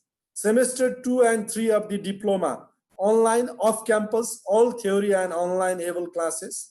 And semester 4 and 5, face-to-face for practical classes. So semester 4 and 5 students are in the institute. They are taking face-to-face practical classes, not theory. And semester 6 are in industrial attachment. And August to November 2020, new students will register online and study in campus, but old students except 4 to 5 semester will study online off campus. So that is the plan management done by Malaysian Tvet system. So these are some examples of different countries. So in the context of the COVID-19, role of the Tvet is like we have to conduct product service-based training, especially in agriculture sector, and manage 3 stages plan like crisis management during COVID-19. So if now we are in the during COVID, that's why we have to do crisis management, and we have to plan for reopening plan maybe from September or October in India, because in India the COVID cases are increasing a lot. Like I got news, today's cases are around 40,000 cases, and yesterday also same thing happened. So reopening plan maybe a bit later, and post-COVID-19 smooth operation with blended learning environment. That's why we have to think about 3 stages plan: crisis management during right now, and reopening plan, and the like a post-COVID smooth operation, maybe when we can think about that. So we have to develop 3-level plan in Tibet sector. Similarly, design training duration as per need, 1 week to 1 year. Like if we conducted like a diploma or 3 months, 2 months, 1 month program, but because of the COVID, even reskilling, upskilling, and reskilling things, even we can conduct 1 week training, 2 days training, 5 days training, like that. We have to think that ways also. And manage practical partnership with industries and employers. So for the practical session, we can place them in the industry if the industries are open. So we have to make more practical partnerships with the industry, not like a traditional partnership. And conduct work or enterprise-based training. So that approach we have to take. Carry out 3 types of training: skilling, upskilling, and reskilling. That is very important. So as a way forward to address online learning, like develop human resources in the context of new learning environment. Maybe we have to develop our teacher. We have to train our teacher. So I know in India, most of the teachers are very good in ICT compared to other countries, even though institutions has to give more focus to develop the capacity of teacher. Improve internet facilities. We have to improve our internet facilities. Otherwise, it will be difficult online learning and distance learning. And expand access for learners to online digital applications and platforms. Similarly, maximize distance learning system and facilitate learners on IoT, Internet of Things and digital technologies. Similarly, invest more on internet and digital resources. So now institutions, we don't need to spend resources in other training materials because of the closure. So that amount we can invest into internet and digital resources. It will be good for future as well. That's why if we invest during the crisis, we can think about this plan. And after the crisis, we can reopen, and we can normal our Tibet with the blended approach. And develop documentary or video on practical classes. Thanks, Paskiv. You already, inaugurate, open the 3-4 video already, that type of things. This is the right time to develop video and practical classes and develop facilities of practical classes through virtual and digital technology. So these are the way forward to address online learning because of this COVID, because it was the global market need, but we were sleeping. But now COVID has opened our eye towards online and blended learning system. So this is my last slide, not slide, I'll show one video. This is like a managing Tvet during COVID-19 pandemic. How can we manage? Just watch this video. Before we start the topic, please don't forget to hit the subscribe button. Resources for Tvet managers and policy makers. In a matter of weeks, coronavirus COVID-19 has changed the world of work and the sphere of learning and development. It has challenged individuals, employers, and workers to adapt to online modalities in all spheres of life. If you are a Tvet manager or principal aiming to introduce distance and technology-supported programs in your institution, the sources below might be helpful. Most of these resources are open access but haven't been created by the ILO, so we can't guarantee the quality or the relevance to your individual needs. Inspiration and ideas are key. Know what other countries and Tvet institutions are doing. Observe, adapt, and implement. Online platform description. World Bank. The World Bank is actively working with governments in various countries to catalog emerging approaches by country in an internal database. UNESCO. You can find a repository of national learning platforms and tools available by various countries on the website. ILO, CINTERFOR. Click here to find out more about what NVTI in Latin America, the Caribbean, Spain, Cape Verde, and Portugal, members of the ILO Center for Network, are doing in the field of distance learning. You can also find a list of online courses and digital resources available by various vocational training institutions in the region. Please click here. Some of these are open access platforms while others require access credentials. TESDA Online Program. The TESDA Online Program is an open educational resource that aims to make technical education more accessible. Tvet Academy specific courses to boost employability skills in hospitality sector and construction work. Provides inspiration and information on how to create your own Tvet Academy. Commonwealth of Learning provides a comprehensive list of online resources for policy makers, teachers, and trainers at all levels and in different sectors of education.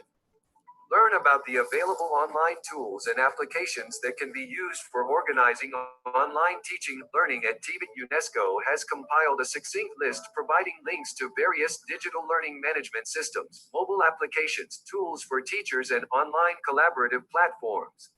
Click here to access the list. UNESCO UNEVOC also has various resources on aspects of online teaching during COVID-19. Provide support to principals or managers of Tvet institutions. Here's a small selection of courses for managers and principals. Courses description. Language flexible skills development. This course aims to assist managers and educators of Tvet institutes to explore issues involved in introducing blended and technology-supported learning strategies into formal Tvet systems and institutions. English management of vocational training centers offered by ITC ILO. This course provides insights into a systemic management approach and discusses the practical concepts and skills needed to prepare the vocational training centers to face the challenges of the future of work. This course is designed to facilitate the development of a holistic understanding of the management of vocational training centers by the participants. English, French, Spanish provide support, organize training for Tvet teachers if they are struggling in setting up their online classes. Platform name, description, language, e-campus, Bangladesh, range of training and capacity building programs to instill distance learning in Tvet institutions. You can log in as guest to access these programs. English teacher training videos, easy and practical guidance on teaching through various online platforms such as Zoom, Skype, etc. English Google Teach from Home hub of information and tools to help teachers during the coronavirus COVID-19 crisis. English FADIO new to online teaching or just need some additional support. This platform provides guidance on the tools you can use and trainings on how to conduct online teaching. French Recurseurs Educativos Digital. This platform proposes various workshops on how to present on online class as well as short videos and tips on using digital tools such as Zoom. People must scroll down to find this workshop. Spanish Facilitating Online Courses. This course aims to help Tvet educators establish or improve their own online or blended teaching practices and develop a working understanding of successful online teaching strategies. English Blended Learning in the Classroom. Sir, Course aims to can you hear me, Dr. Ramhari? Yeah. incorporate Yeah, ICT. can we proceed further because we are running Okay. short of time? Yeah. So this is my last slide. So Right. Thank you so thank you much. very much. Think globally, act locally, as Dr. Majumdar already mentioned. So with the quote, like at the end of the day, you can either focus on what's tearing you apart or what's keeping you together. So this is from Anonymous. So with this quote, I would like to thanks for these opportunities and thank you very much. Thank you very much, sir, for that scintillating presentation. I think you have covered most of the challenges that we have, particularly the losses of jobs and unemployment that is happening all over the world, including India. You've also highlighted how we can go about it in terms of facing these challenges through Tvet. Thank you very much once again. Coming to the next presentation, we have Mr. Sunil Dhaya, who is, I think he's there. Welcome, Sunil ji, to this webinar. So I'm going to just share a brief about him. Can you see the screen? Yeah. Yeah. So we have Mr. Sunil Dhaya, Executive Vice President, Wadhwani Foundation, New Delhi. He'll be talking about enhancing skilling learning experiences post-COVID-19. I'll just give a brief bio note of Mr. Sunil Dhaya. Experience in vocational training and skilling space. He's currently leading the skilling vertical globally for Wadhwani Foundation. He has spent nearly 3 decades in vocational training, learning and development, building technology-based scale solutions, and co-founding new learning businesses. He's a tech professional who has been driving education, training, and learning solutions, and also the technology. So I think we are very lucky to have him here because he's a practitioner and he's going to share a lot of his experiences with us. So welcome, Mr. Sunil Dhaya, to this webinar. And now it's all yours. Thank you, Dr. You can make Marut. your presentation. Yeah, Thank you. sure. Yeah. Can you just allow me to share my? Yeah.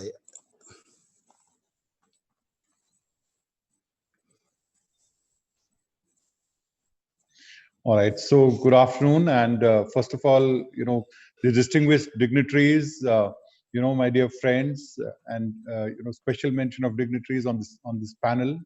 So let me start with first, congratulating PSSCIV on their 27th Foundation Day. So heartiest congratulations.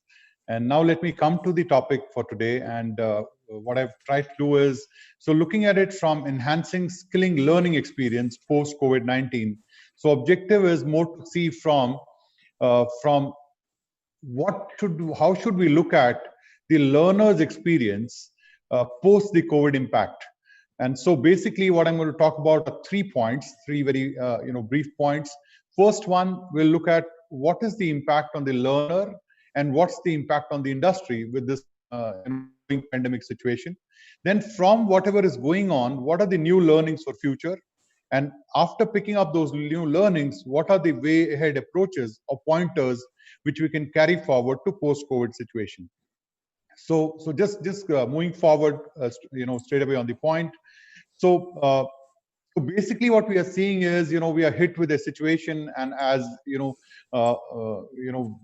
have been speaking about in the earlier sessions as well about, the whole world was hit absolutely unaware. completely by surprise. And students today, the student world is no school, the schools are closed, examinations are not happening, sports are not happening. You can see containment zone stuff all around. There are messages on staying home, no practical happening in the lab, for their learning.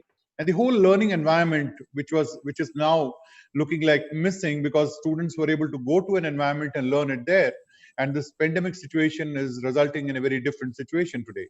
But what it has done, where all this on one side, what has happened is, it has opened up, let's say, learning at home. On the other side, what you see on the right part of the screen, it has opened up, the devices, the training through devices, training through technology, training through mobile phones, training through laptops, training through phones which are absolutely, let's say, a completely smartphone. Also from phones which are very, very, let's say, not so smart, and maybe the earlier ones. And then you look at the, let's say, the digital collaboration tools getting very active now. So in terms of digital collaboration, in terms of what we are doing currently, you can see thousands of us are already on this channel right now, and where the collaboration is happening through Zoom. So all this is the reaction from the educational ecosystem on how do we ensure that the education goes on.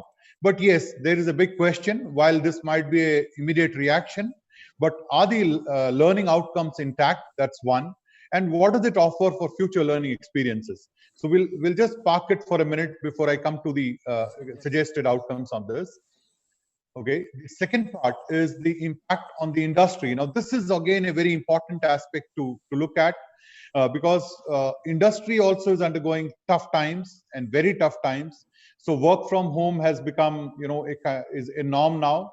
Now, of course, we will have to see, are we training our students who can really, do well tomorrow in such kind of situation?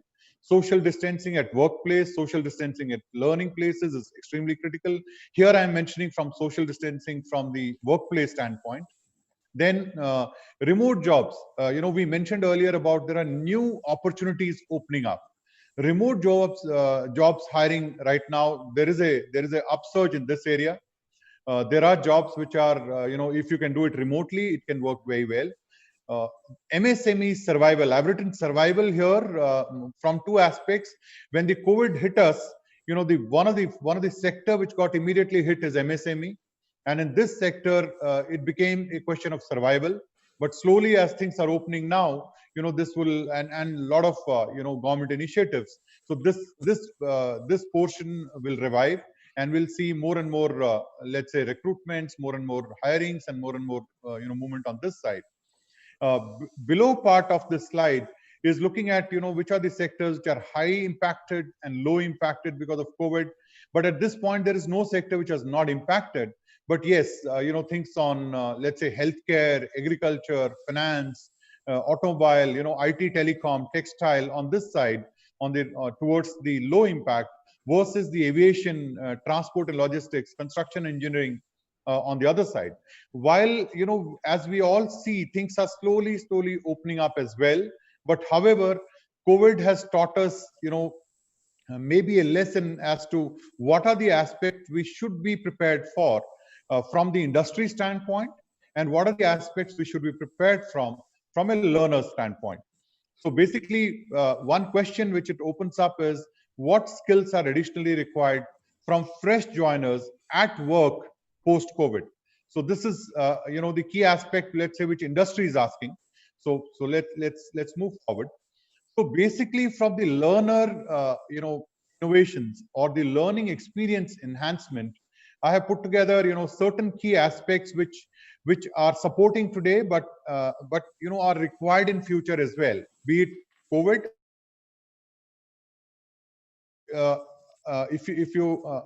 If I may request Dr. Mehrotra to please mute your phone. There's some noise coming. Dr. Mehrotra? Yeah. Yeah, can you please mute your phone? I think I can mute the Zoom, please. I can mute. Yeah, thank you so much. Okay, so additional learning innovations. So basically, what are we looking at? One aspect is, here we are as an education ecosystem. COVID comes, hits us, and maybe, maybe it goes. So what choices we have? One, go back to the same as we were, business as usual. Two, learn from here and be better prepared for tomorrow. From the educational, from the learner standpoint, and from the industry standpoint. So from that standpoint, what key features which are now looking at us, the anytime, anywhere, any device. And I must mention any device, very important here. And many of us shared some very innovative things by teachers all across the country, by students, by, which is the WhatsApp way of learning. WhatsApp came to a big rescue for those students who really do not have very, really very high bandwidth, but who can actually look at the text messages and learn through that part. There are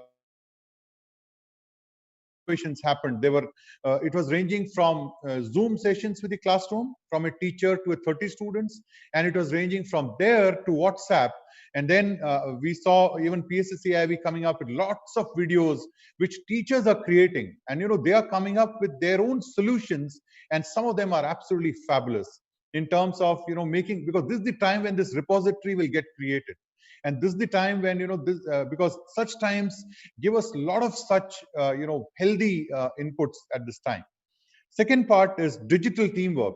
Now there are this was the today, if we have to do teamwork and students are at home, how can they come together on a platform and still do digital teamwork? They can be made, a group of 8 can happen on WhatsApp, and how can they collaborate and then come forward, and one of them can present even on Zoom if possible, but if not, it could be even voice messages.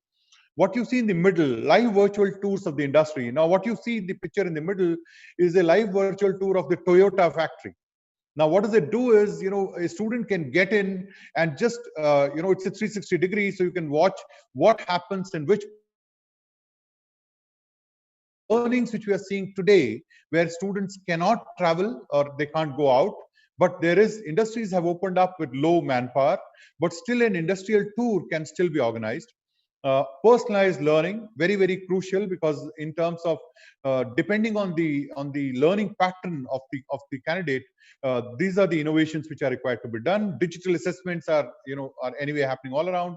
And virtual labs, can a student just look into his mobile and get into virtual labs? Now, I do understand from Tvet sector, we might think that these are right now the kind of students that we have, and it is far away for them. But it is time for us to rethink and see how can we get them into this space as well. So just to kind of summarization in terms of what should education 4.0 look at. So obviously the first part of anytime, anywhere learning, demonstrative learning, gadgets to be used as learning aids, not as the only aid. So obviously gadgets has to be definitely used as learning aids. Project-based learning, field experience. If it is today virtual, it will come tomorrow, as a direct face-to-face as well. But learnings from today should continue in that time as well. Exam patterns will change completely, and it is visible now.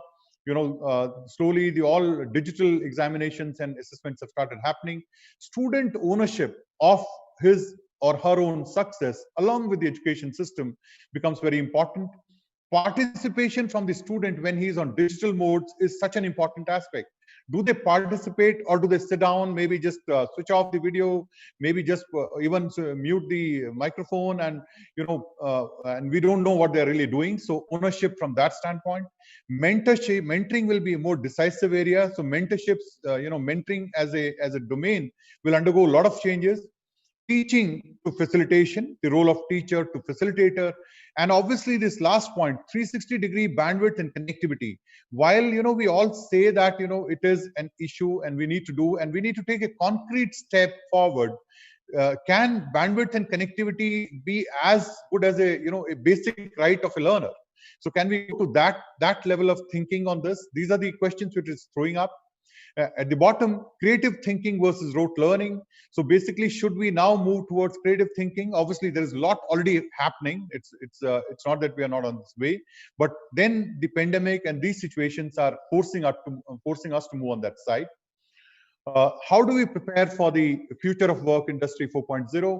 So basically 2-3 areas. there will be so many, the students who are entering into the school systems today, the jobs which they're seeing today will not even be there by the time they'll pass out.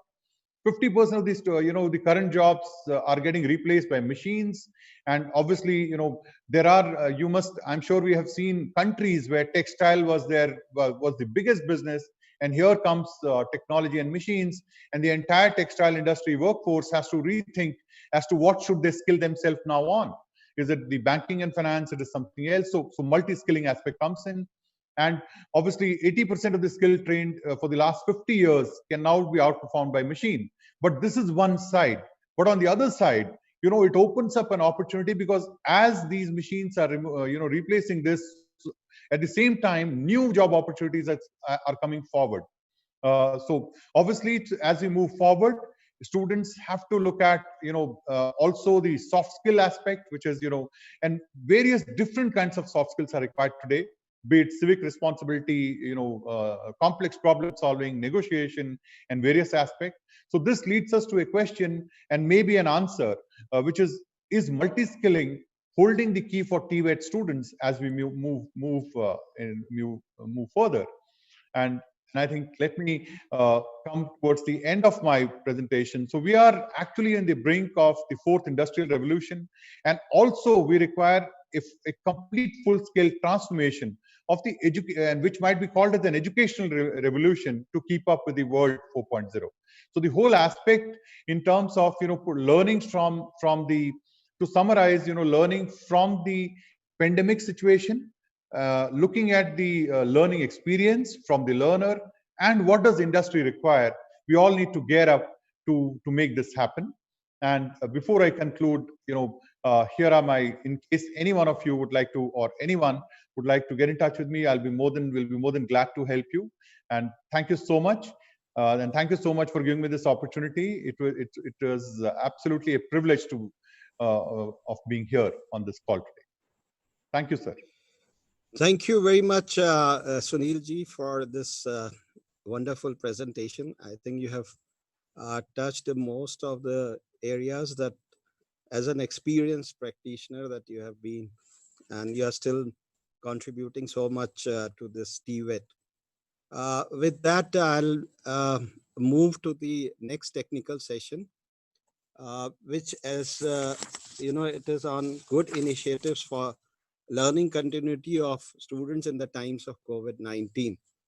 But before that, I have a couple of announcements. One is that we are already overflowed the presentation, so there's less time. Actually, we had planned our Q&A session at 12:45, but it will be postponed.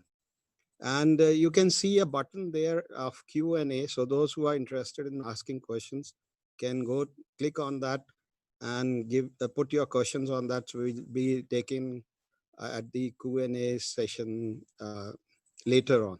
So I cannot really tell you the time right now, because we have 3 more presentations to go in the technical session too. And I would like to apologize for the speakers for the delay, because we never thought it's going to be so interesting. So I didn't even ask the speakers to stop in between. The reason being, it's very interesting, and I'm sure all the participants who are hearing the speeches and the presentations made by the eminent speakers are enjoying. I can see right now there are 986 participants who are there online. We started with 1,000 plus, and now we have 982 participants as of now. So a big thank you to all the participants for being with us throughout this time. We are going to prolong this session. I think it will go up to 1:30 p.m. So be with us and enjoy these sessions. So coming to the next technical session, I'll just put on the slide.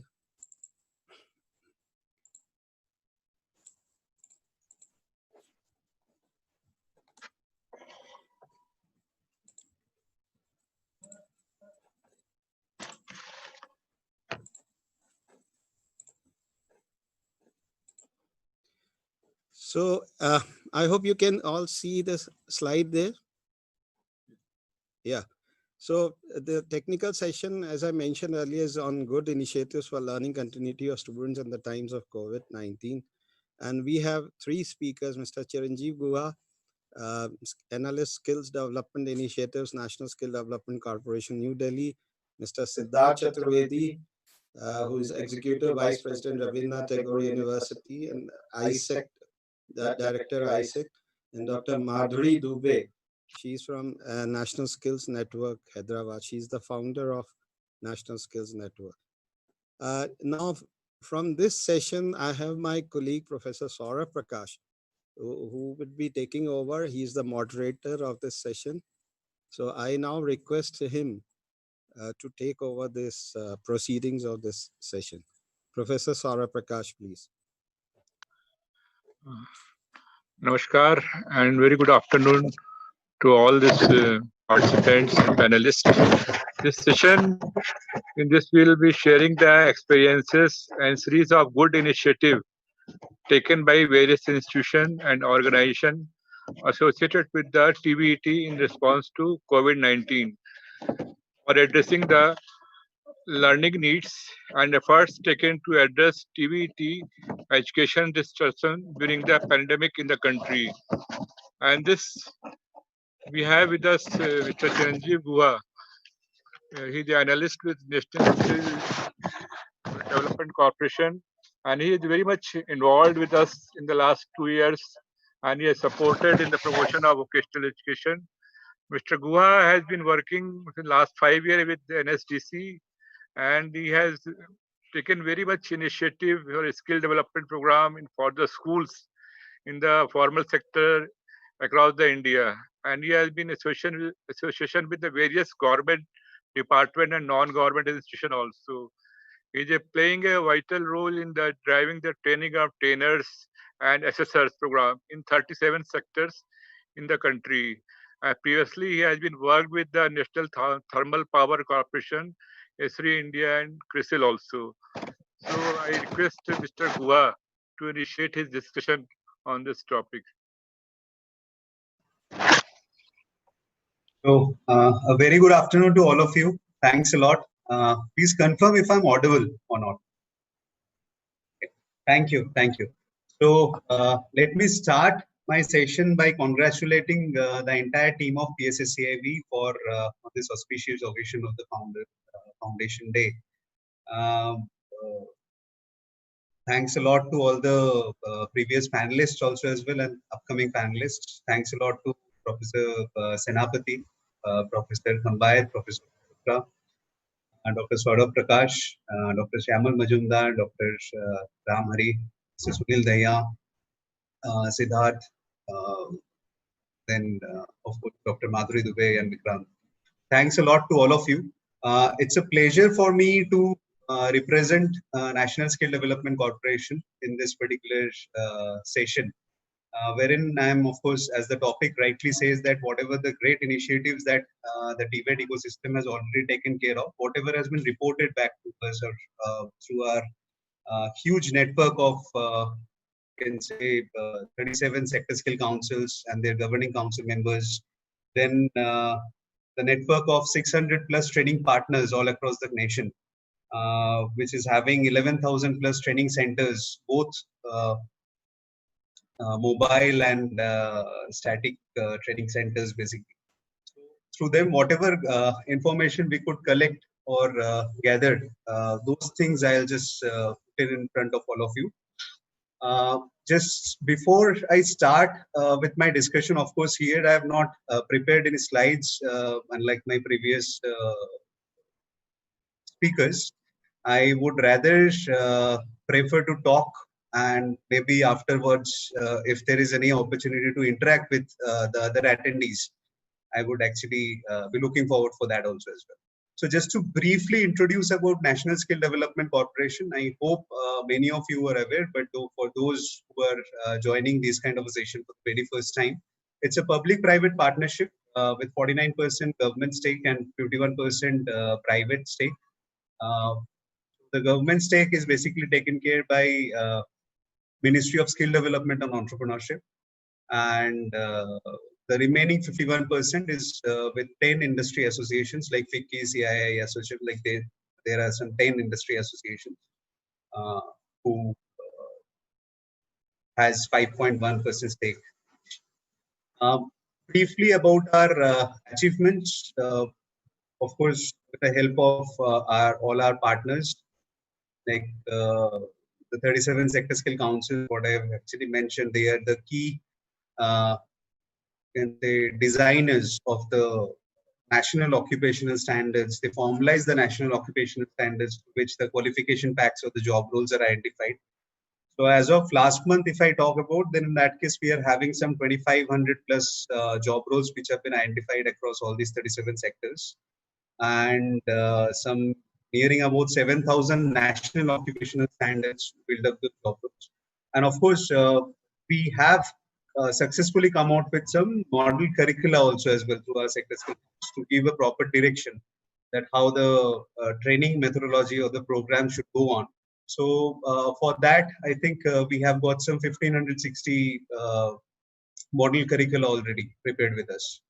To our large network of 600 plus training partners, we could successfully train nearing about 2.5 crore people over past 10 years.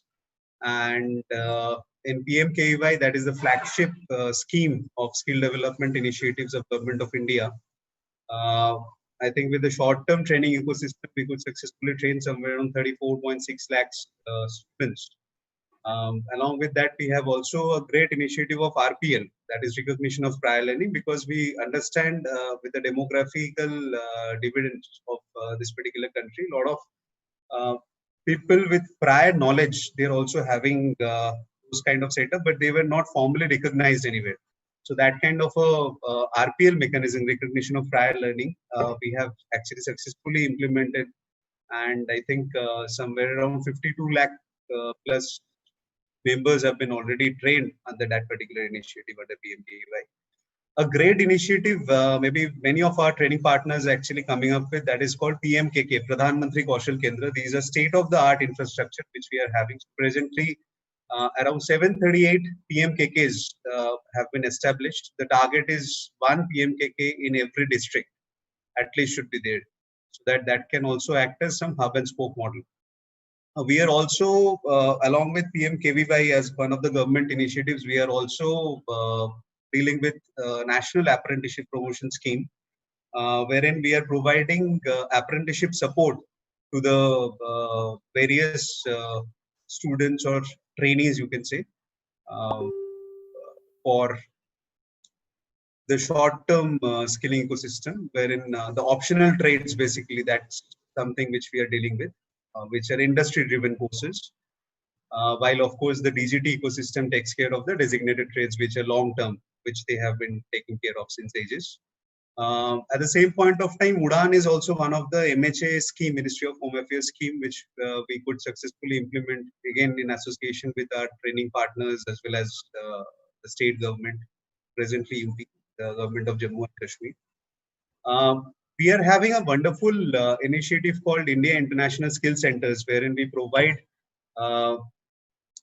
some training program on the transnational standards, as in which are the job roles which are identified in India, but with proper contextualization with the foreign countries as well. We are having some 491 India International Skill Centers already set up across the country. We are having another initiative called Indo-Japan TITP, that is Technical Intern and Training Program, wherein we are having some tie-up with sending organizations. It's a typical program wherein Japanese collaboration has actually taken place in a big way. Under that initiative, almost 195 students have been already trained and placed. At the same point of time, some 570 plus training programs are already going on that. Not only in the government space, we are also strongly mobilizing or channelizing the private skill ecosystem, wherein we work closely with various organizations and their CSR divisions. In that, approximately 1.3 lakh training programs have been already conducted. At the same point of time, we also provide focus on training of trainers and assessors, because that is also one of the key, you can say, platform or initiative that is going to ensure the quality delivery of the training program in the country. So in that, I think through our great ecosystem of the sector skill councils, a strong ecosystem of sector skill councils, we could successfully train and certify somewhere around 46,000 trainers so far, and nearing about 25.5 thousand assessors certifications have been also generated. At the same point of time, as rightly mentioned during the introductory session also as well by Professor Kambayat and Dr.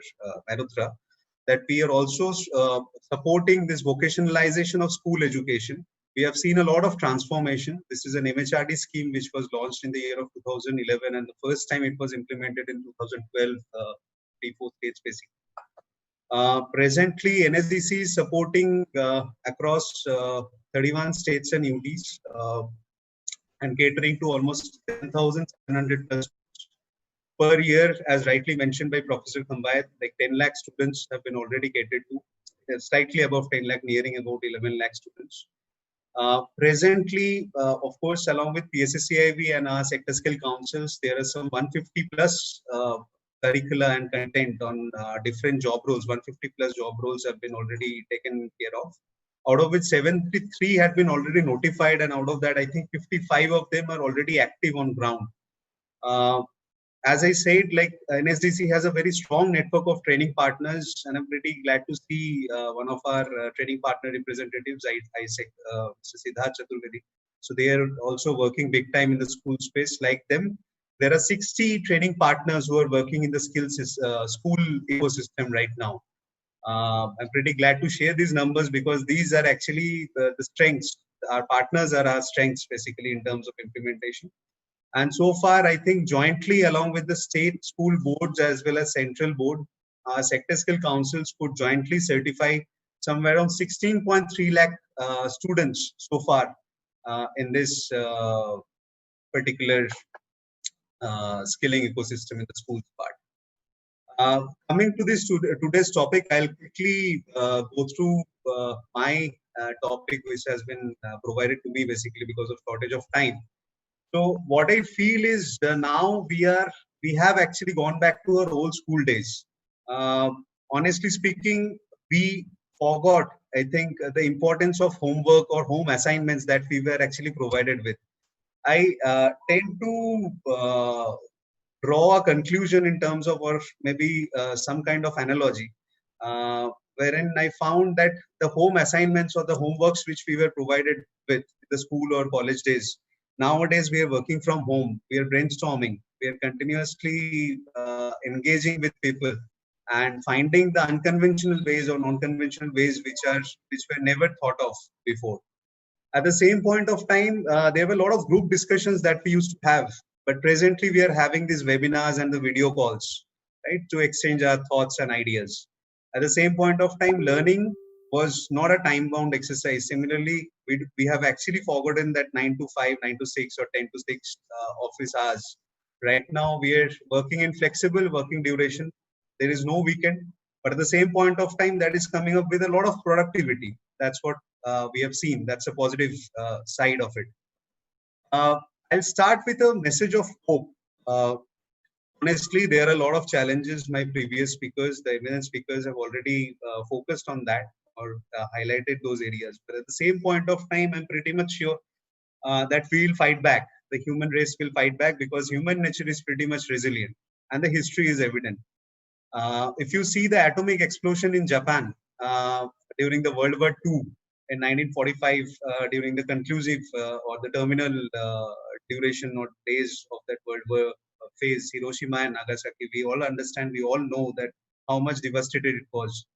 But at the same point of time, right now, we can see how a country can strike back, how a country can bounce back, how the development activities have been evident so far. At the same point of time, this in Indian context, if you ask me, then in that case, I think the outbreak of AIDS, during that time, we had learned a lot of new practices, a lot of new things. Like if you go to salons, the beauty parlors, there in that case, I think the shaving blade that they used to use that time. Right now, we have inculcated a habit to change the blades. We are using disposable shaving kits right now. Then we are using disinfectants, right? So similarly, and that has become a regular practice nowadays. So I think that's what is the mantra of new normal. So I think already we have started with certain practices like gloves, masks, sanitizers have become inevitable for us. At the same point of time, the daily needs and the groceries that we used to go to market, right now we are getting it delivered online. We are avoiding the maximum possible extent the physical contact with other people.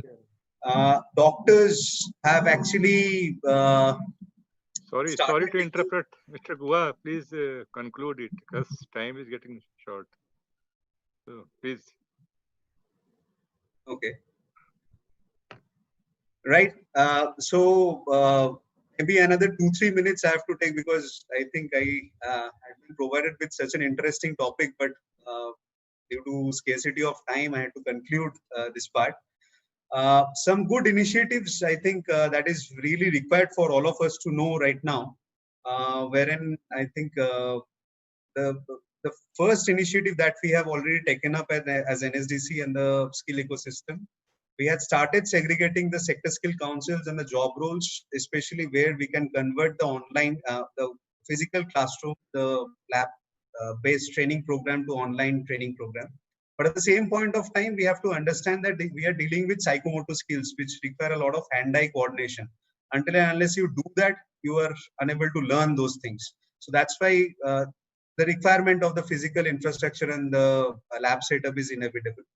At the same point of time, I think we have come up with an initiative called eSkill India portal, wherein we are having some 440 plus courses already. PSSCIV has recently co-hosted that particular portal, which talks about like there are some 440 odd courses, as I said, with 8 to 9 different languages, right? And presently, as I'm talking to you today, I think we are having some 1.4 lakh registered users already over there. NSDC has also come up with a partnership with TCS Ion for the digital classroom, wherein our 600 plus training partners can access that particular platform without any cost to them to provide or to impart the training programs for their students. Since we are also talking about the school ecosystem, I think one of the wonderful initiatives which we came across with government of Goa, for the first time ever in the school ecosystem, the vocationalization of school education, we could successfully conduct one online assessment for few of the left out students during this COVID period. And that too, I think in the apparel sector.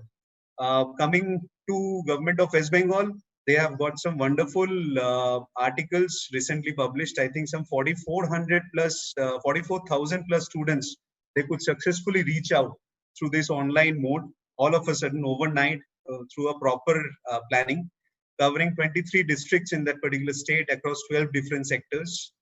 We have recently come up with another model called online TOT, for which I'm glad to share that almost 90 plus batches have been already conducted by our sector skill councils. Few are scheduled, few are underway. Some 12 sector skill councils actively participated with 658 enrollments already. And out of them, I think whosoever got completed their training program, almost 50% of them, and 335 students or trainers basically have been already certified through this particular initiative. At the same point of time, for the school students, I'm very much glad to share with all of you, PSSCIV is already aware of this, that we have come up with an initiative called Work from Home Internship. So we have tied up with Internshala, and that is one of the major game changers as we see, because in the last 1 week's time only, ever since we have launched, I think some 3,000 plus users have registered, the students have registered to that campaign. We have launched this in 8 different states and UTs, this pilot. MP is one of them, of course, and Haryana, Himachal Pradesh, Chhattisgarh, West Bengal, Goa, Maharashtra. These are the other few states. At the same point of time, I would also like to highlight that part of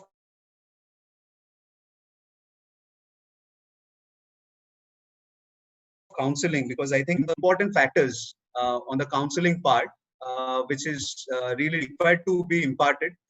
NSDC had tied up with one organization called NAC, wherein 90 different career prospects across 17 different sectors can be easily mapped with the students depending on their uh, psychometric ability.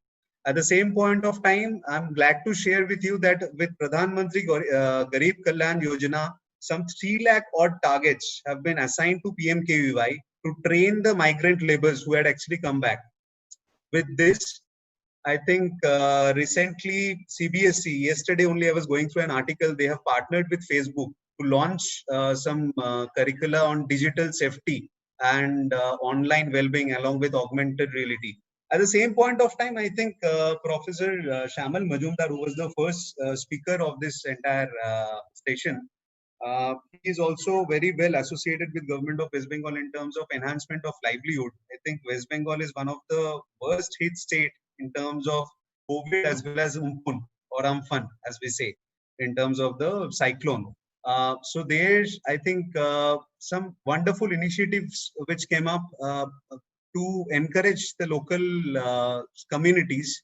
I think they are providing some 2 to 3 chickens or ducks to enhance the agro farming kind of an initiative. At the same point of time, some flowering plants or vegetable plants were also being provided. Right? Coming to the last part of my discussion, I would just take another 2 to 3 minutes to conclude this my session. There's basically some lot of initiatives which have been already taken. Now it's time to only give 1 them minute, sir. stage. 1 minute. 1 minute only. Like CMI has understood some, I think identified some economic clusters across the country, some 100 odd economic clusters. Along with Ministry of Skill Development and Entrepreneurship, I think Aviation and Ministry of External Affairs, we have jointly come up with a Swadesh app, wherein the migrant laborers are getting mapped, like along with their skill sets and their location of origin, so that we can have a proper skill map and in terms of demand supply ratio. At the same point of time, like the way Japan way back in 1980s and Uttar Pradesh government came up with for the one village, one product and one district, one product respectively. Similarly, go vocal for local is one of the new mantras, you can say. That's the thing.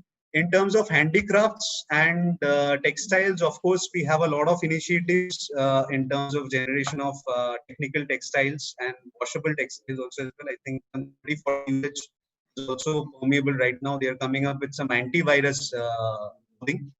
Finally, for electronics and hardware, they are coming up with some 50,000 crore scheme. I think there are some 3 schemes which they are motivating right now for development. So that's also another area of improvement. And finally, I think hybrid learning is, of course, a mantra that we have to go ahead with. At the same point of time, there are a lot of challenges in terms of our rural India, wherein the electronic gadgets and the internet connectivity is an issue. I was going through some wonderful articles in Gujarat, Haryana, Maharashtra. So I think community learning is also something which we can actually consider. At the same point of time, community radio. That's the last suggestion from my end. Community radio is basically something which we can actually consider in terms of accelerating the knowledge quotient in this particular situation. So thanks a lot. I hope I could convey the message, but at the same point of time, I would like to reconnect later. Yes, thank you so much, sir, for giving all the new ideas, holistic view, and what the work NSDC has done, new scheme, new initiatives. Really, it is very useful, and it is going to help our viewers what type of different schemes at the time of COVID-19 we are having. So thank you so much once again. And now we have with us Mr. Siddharth Chaturvedi.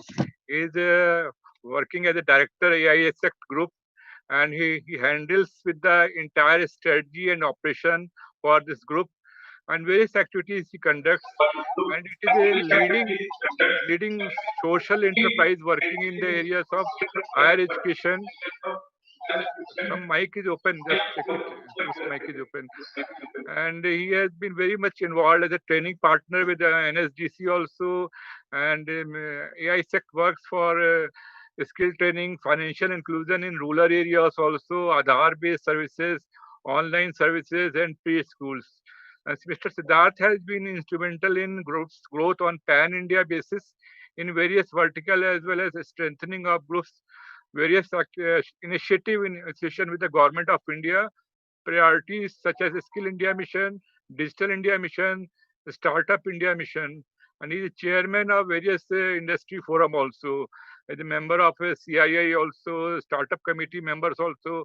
So I welcome you, sir, Mr. Siddharth, for your valuable presentation and feedback for this program.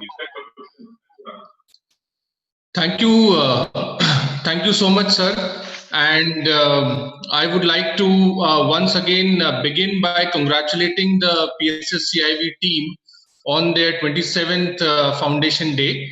And the only drawback of connecting digitally is that we are missing the human touch and the wonderful hospitality of the PSSCIV team, and the tea breaks and the lunch which we would have otherwise enjoyed at the PSSCIV campus. But I'm sure, very soon we would be able to get there and really come back to, all those days. So I'm just sharing.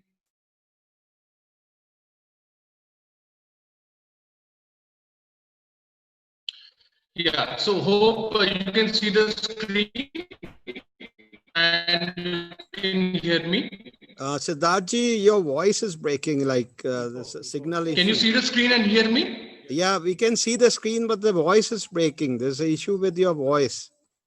It's not, there's some echo there. Okay. Okay, now is it better? Okay, sure. So let me, go ahead, and today what I am going to present is a little bit of context on what the entire COVID crisis has come up as a challenge in front of the Tvet system, and also some of the practical learnings from what we have seen as successful and not so successful experimentation over the last 3 months. I would just like to recall the two main highlights from the previous session. One, not using technology for just technology's sake. I think Dr. Ramhari mentioned that, and that is a wonderful thought. And second, this is the time for social innovation, and Tvet, as one of the major components of the entire social ecosystem, can be a major driver of social innovation.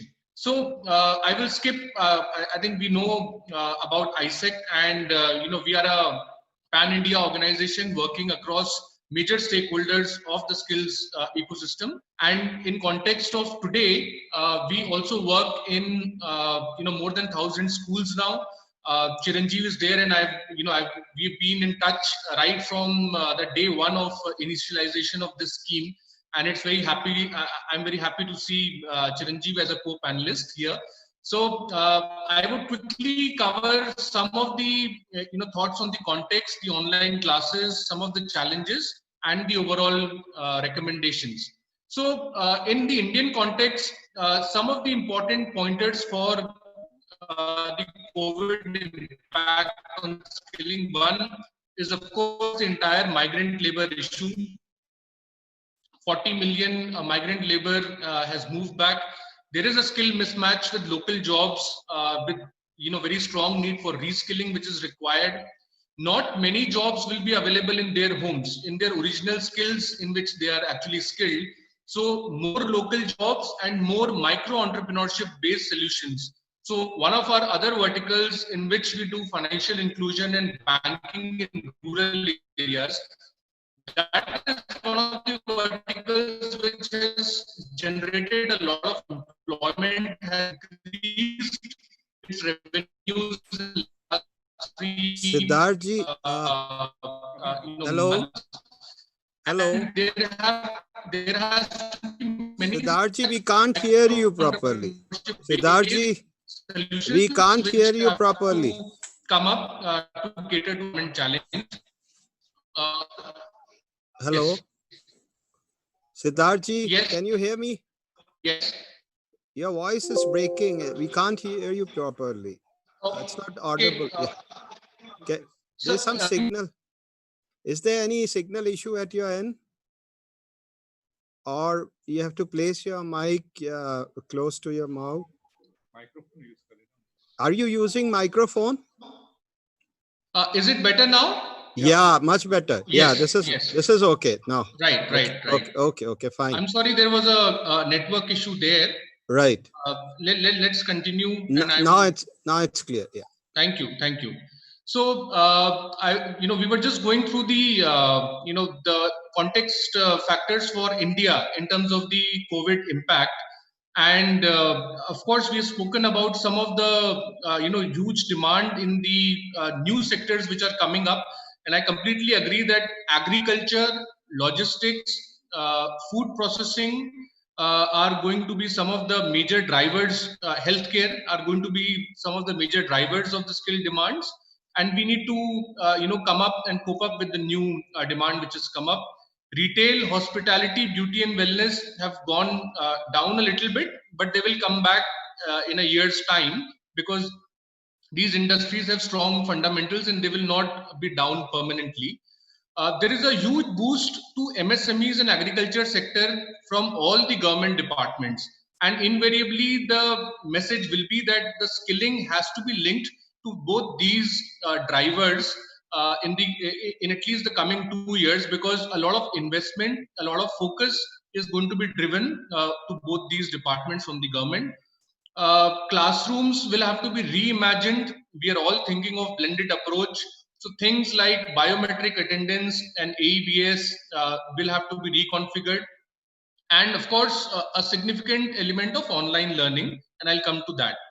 So in terms of the response plan, as we have seen, the strategy has been of all the institutions who've actually responded. The immediate one was of crisis management, or the short-term response, where the priority was to engage the students, to utilize the trainers who were sitting at home, to develop some basic content or curate the content from the open market, and utilize whatever existing technology, be it WhatsApp, be it Zoom, which was available for us. Now transitioning to the medium term response, we are talking about training of trainers. Chiranjeev has covered on that. Developing proper lesson plans with blended in mind, analyzing the data which is coming in from the students on the quality of online learning, and curating more and more existing content rather than reinventing the entire content on our own.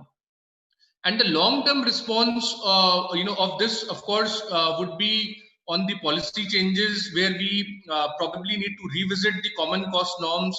We take a curriculum approach, because just juxtaposing online learning in the ongoing classroom method is not going to work. It has to be done from the curriculum level, where we redraw the number of hours, thinking blended as our approach. And of course, it will require institutional level of capacity building by both government and private sector coming together.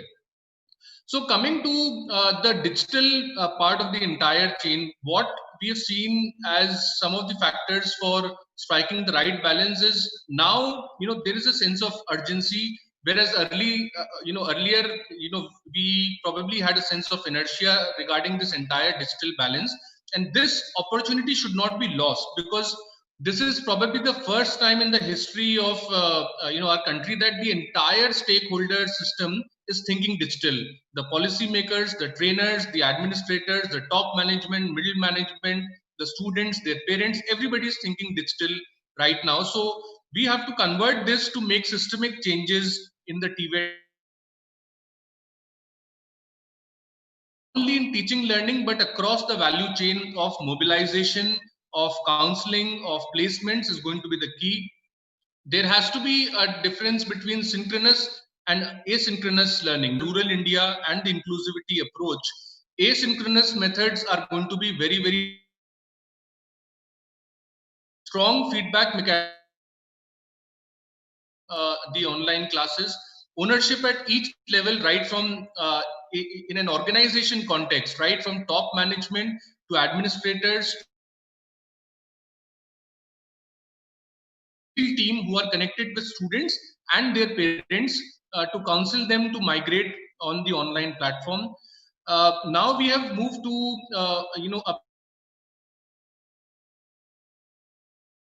so we have to look at mainstreaming of the entire online aspect and structural changes which I have spoken about.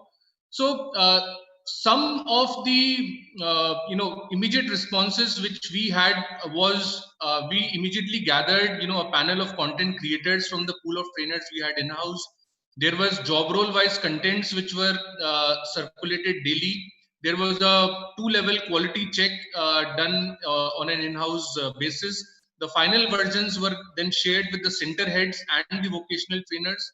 And then finally, the feedbacks were collected from the students. So this is the process we started during the lockdown phase 1, and which helped us in staying engaged with our trainees, in letting them stay in touch with us. These are some of the e-learning contents which we prepared in-house, and we found that these are the job roles which are more, around 60 to 70% of theory, and at least 30 to 40% of even practical components can be covered using digital means. I will not go into the samples in the interest of time. And along with that, there were also a lot of training videos which were created by trainers either sitting at home or collaborating with each other and creating content in terms of PPTs or training videos for the benefit of students. Assignments and question banks which were created by the trainers who were sitting at home but who were continuously working. And at this point I would just like to pause and say that the biggest asset right now for any training or education and the trainers, because it is at this time we realize that what a difference they can make if they are driven with technology and staying connected with the students. So these are some of the which were prepared and circulated to all the trainees. This is the kind of feedback which was covered from the students. Now we have thousands of data points to see what is working and what is not working, which job role is working, which job role is not working, and which trainer is good and which trainer is not good. So these are some of the basic data points which was covered. Of course, I'm sure everybody is familiar with these kind of pictures now. Many classes were conducted in the context of vocationalization of school education. They were conducted along with the RMSA guidelines, and apart from prior information to NSDC.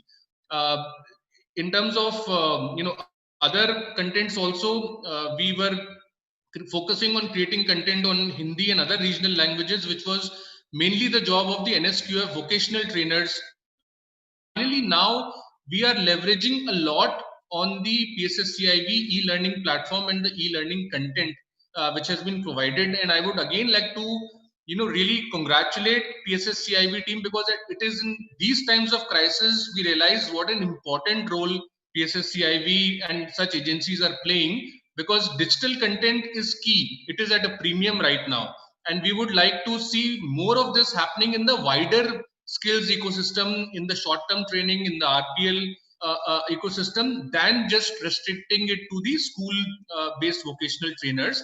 And the next thing I'm looking forward to, and we are also looking forward to, and trying our hands at, are the practical videos which Shamalji and Dr. Ramhari mentioned, because those are the next kind of training videos which are required for the hands-on approach. There were trainers of all kinds who were making videos. Some of them were very tech savvy. Some of them were just teaching, showing their diaries and written notes, but they were very effective. There was also a lot of MCQ based question banks and assignment questions which were prepared.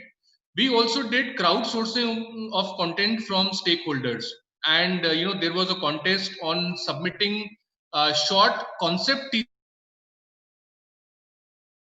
We got a lot of response from there and generated a lot of quality content from this exercise. Online TOTs were done in the first half of April, knowing very well that at least for 6 months we are not going to be able to do a physical training. So a lot of master trainers came about, which we have, and they did Zoom TOT platform skills training on a trainers which are involved. In terms of our summary responses, total e-learning classes apart from NSQF trainers, there has been 4145 hours of cumulative classes. Total trainees 9,000 who have attended. 100 trainers beyond the NSQF framework, they have been instrumental in this. As far as NSQF or the school trainers are concerned, total number of classes again 7,800. Number of students 20,000 plus who have attended, and total number of trainers, I'm very happy to note that 938, almost all the trainers of ISEC were involved in creation of this content and maintaining their touch with the students. We also did our own bit by having a completely free of course launched in English and Hindi on COVID management and awareness. It's a completely online course with online assessment and certificate generation.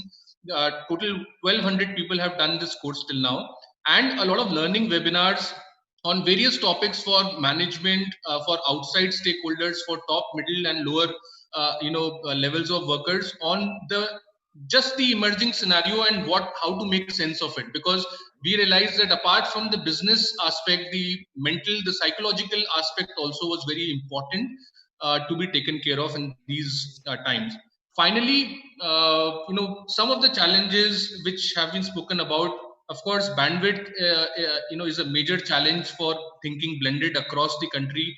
High amount of data consumption and the cost involved along with that is a deterrent. Non-suitability of all job roles for online medium. So that is a challenge. Sustaining interest of students is also a challenge. Standardized content availability, and finally, I'll just take last minute. This is and towards the end of the presentation. The final thing would be that on available technology, and it was an ad hoc response using Zoom or Google Meet has to be taken.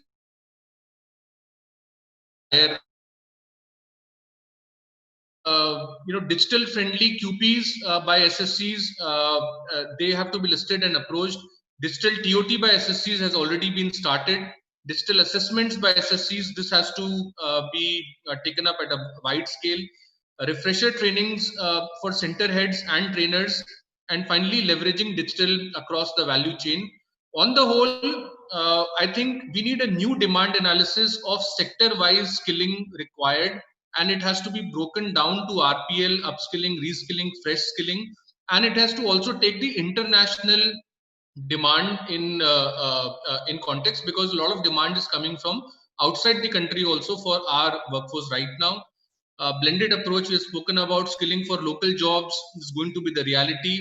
Accelerating future skills delivery has to be one of the major highlights, because even pre-COVID we were battling with industry 4.0 and how to create people for that, working in convergence mode, and short-term, medium-term, and long-term responses. So this was all I wanted to share, in a nutshell.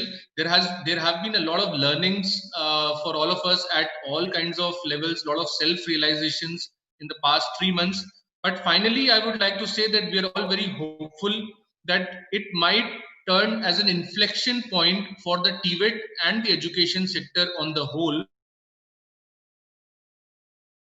and work in a converged mode, we would be, coming back with much more strength and much more technological adoption. So thank you so much. Congratulations, PSSCIV team, once again, and thank you for inviting me for this session. Thank you, Mr. Siddharth, for very nice presentation. And you have really said that digital balance is the need of the hour, and we have to promote more digital-based content. So you have rightly showed that for migrant laborers also we have to take care, and all the important aspects you have covered in the digital presentation. So once again, thank you very much, and I hope that next time we'll have for physical interaction also. Thank you. So now we had us Madam Madhuri Dubey. She is the founder of National Skill Network at Hyderabad based, and she has been very actively involved in this COVID time because I used to get so many emails from her network system. So I welcome you, Madam. Madam Dubey has worked for more than 3.5 years of its launch, and with the audience base, she is having 8 lakhs people, and she is receiving overwhelming response and support from various stakeholders in education, training, and employment space in India as well abroad also. And she is able to put 22 years of rich and varied experience in training, curriculum design, technology-based learning, and marketing, combined with her research in education policy and curriculum studies in ESL. So I welcome you, and your sharing will help us, this to our group, how we can further proceed in this direction. I welcome you, madam. Please start. Yeah, thank you, sir. I hope I'm audible. Please confirm. Yes, we can hear you. Okay. Yeah, yeah, and I also request you to give me screen sharing access.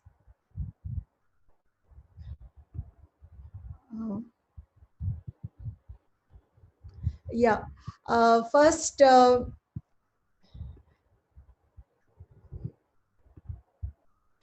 first of all, I wish to convey my congratulations on behalf of the entire team at National Skills Network to PSS CIV Bhopal on completion of 27 remarkable years and your contribution to various aspects of strengthening Tvet in India, particularly with reference to school level vocational education and training, which is now very fortunately gaining a lot of attention, especially during the COVID times. And I have focused my presentation on technology-enabled capacity building, which I feel is a very important and pertinent area today, based on what we have been observing from National Skills Network as a part of various activities that we do. I might give you a quick view of how we have published few stories and things. But before that, I would like to put across 3 or 4 important points that PSS CIV Bhopal can consider in the coming months or maybe a year, because we strongly believe that COVID-19 cannot be a post-COVID scenario, but we might have to live with it for a longer time than we expected. So the area that I'm focusing on is training and extension. I feel these are the points that I have picked up from the website of PSSCIV. And I feel training of trainers, training of teachers is one of the most difficult challenges that we are facing at this point in time, because the way we have switched to online education and training is something which we have never heard of or imagined. As my co-panelists have just discussed, I need not go into it again. And at this point, I also wish to acknowledge and accept most of the discussion points that were shared by my co-panelists. I wish we could discuss them further, but due to lack of time, we might do it again. But to continue with my points here, one is the training part of it, that is training of teachers, and how do we continuously communicate and engage with people during these tough times. So these are the 2 points, and to go ahead with that, I feel that there are these 3 points which are action points for us, for all of us, to look at and to reflect, because looking back during the last I mean, I would say 100 days of lockdown or 3 to 4 months of the time. In fact, soon after the PSSCIEV event happened in Bhopal in February, I think that was the last time that we could all physically get together for a big event in the Tvet or skilling space in India. And soon after that, the virus spread had started, and things have been changing continuously. So looking back, I think these are the three things here. One is, uh, how do we strengthen TVET in India through technology? Because technology or digital ways of learning and teaching has been accepted as the new normal, as we are calling it. So continuity of programs is the reason for which everybody quickly jumped to various technology enabled platforms. We wanted to just continue. We didn't want a break to come, especially in TVET space where there are many challenges of keeping in touch with the students, making them learn, bringing them to the courses itself was a big, humongous task. So continuity is something we have managed to do till now. Now, next would be scope for collaboration and convergence. I think looking back at what has happened in the last 3 to 4 months gives us a good opportunity to see how many stakeholders can collaborate and what are the things that should converge, because there could be few duplicating efforts that are happening in the entire ecosystem. And another important point is to see to it that new ideas catalyze and new actions come up during these times. So living with COVID-19, the impact on TVET for me would be then and now. So this also has been summarized and spoken by my co-panelists and others. So I would not want to go through all these again, but to summarize it in 1 or 2 sentences, I think this is the time for us to look at both long-term and short-term kind of solutions to problems and move away from divergent approaches and make it more convergent, and also see how blended and online learning formats can be combined. So here's a glimpse of what we did from National Skills Network. I'm just showing you a few of the newsletters. As Sir was just mentioning, yes, we were continuously engaged in communicating throughout the COVID-19 initial phase, where we featured more than 100 stories, articles, interviews, and so on, as you can see here, which talked about how many stakeholders were handling this very difficult and very unusual and unforeseen and unprecedented kind of a situation, which demanded many solutions, which were short term and maybe long term. It could be in the coming few days. So you can go to our website and look at all these newsletters to learn more about how many stakeholders were coping with it. Now, to convey the big picture, I think is most important to the trainers, because I'm going to speak for the trainers, the need for empowering the trainers or TVET teachers. Either ways, I think the job roles are, I mean, the role of these two profiles is more or less similar. So the trainer or the teacher, I feel, has been the most affected during the present time. And if you look at it from their angle, it has been really challenging for them to get into that role where they have to handle technology and students and their homes. So one important point in the coming days would be conveying the big picture to the trainers, to make them understand the industry, what are the industries that are generating jobs, and the job market, how it is evolving, because it has a direct impact on what they are going to train and how they are going to cope with the coming challenges. Because like I said, COVID is not something that is over now. It's still going on. So we might have to live with it for a longer time. And scope for entrepreneurship, local clusters, how do we develop them, and how other TVET and skill development initiatives are taking place, as the panelist from NSDC has briefed about various details. We can go back and refer to that. Now, preparing the TVET teacher in that big picture is something which is absolutely essential, because if you look back and see, I'm sure most of you agree, we just thought that every trainer or teacher is equipped to handle the challenge by using Zoom or WhatsApp or any other kind of technology platform, or even a good LMS. But were they really so? I doubt. And that is what we have done from NSN. We have studied various problems, and that's the reason we have come up with this few slides here. And the teachers are the ones who need to be prepared very well, how to work from home, how to work from their hometown, if they have gone to their hometowns, which could be a district or a small village. We don't know exactly where most of them are situated. And access to tools and technology is not something that comes naturally to any one of us. Using WhatsApp for a normal communication would be something different from using WhatsApp to communicate with hundreds of students. So how are we going to handle that? And even live classroom sessions, whether it is a Zoom platform or any other platform, it's not easy. It requires a lot of mental preparation. And believe me, it creates a lot of fatigue, which is very difficult to handle, especially if you're also handling your family issues. There are children at home and things have changed. So this is something I think which is important. So we felt that the teachers, the vocational teachers and trainers could be advised to take up a certification program.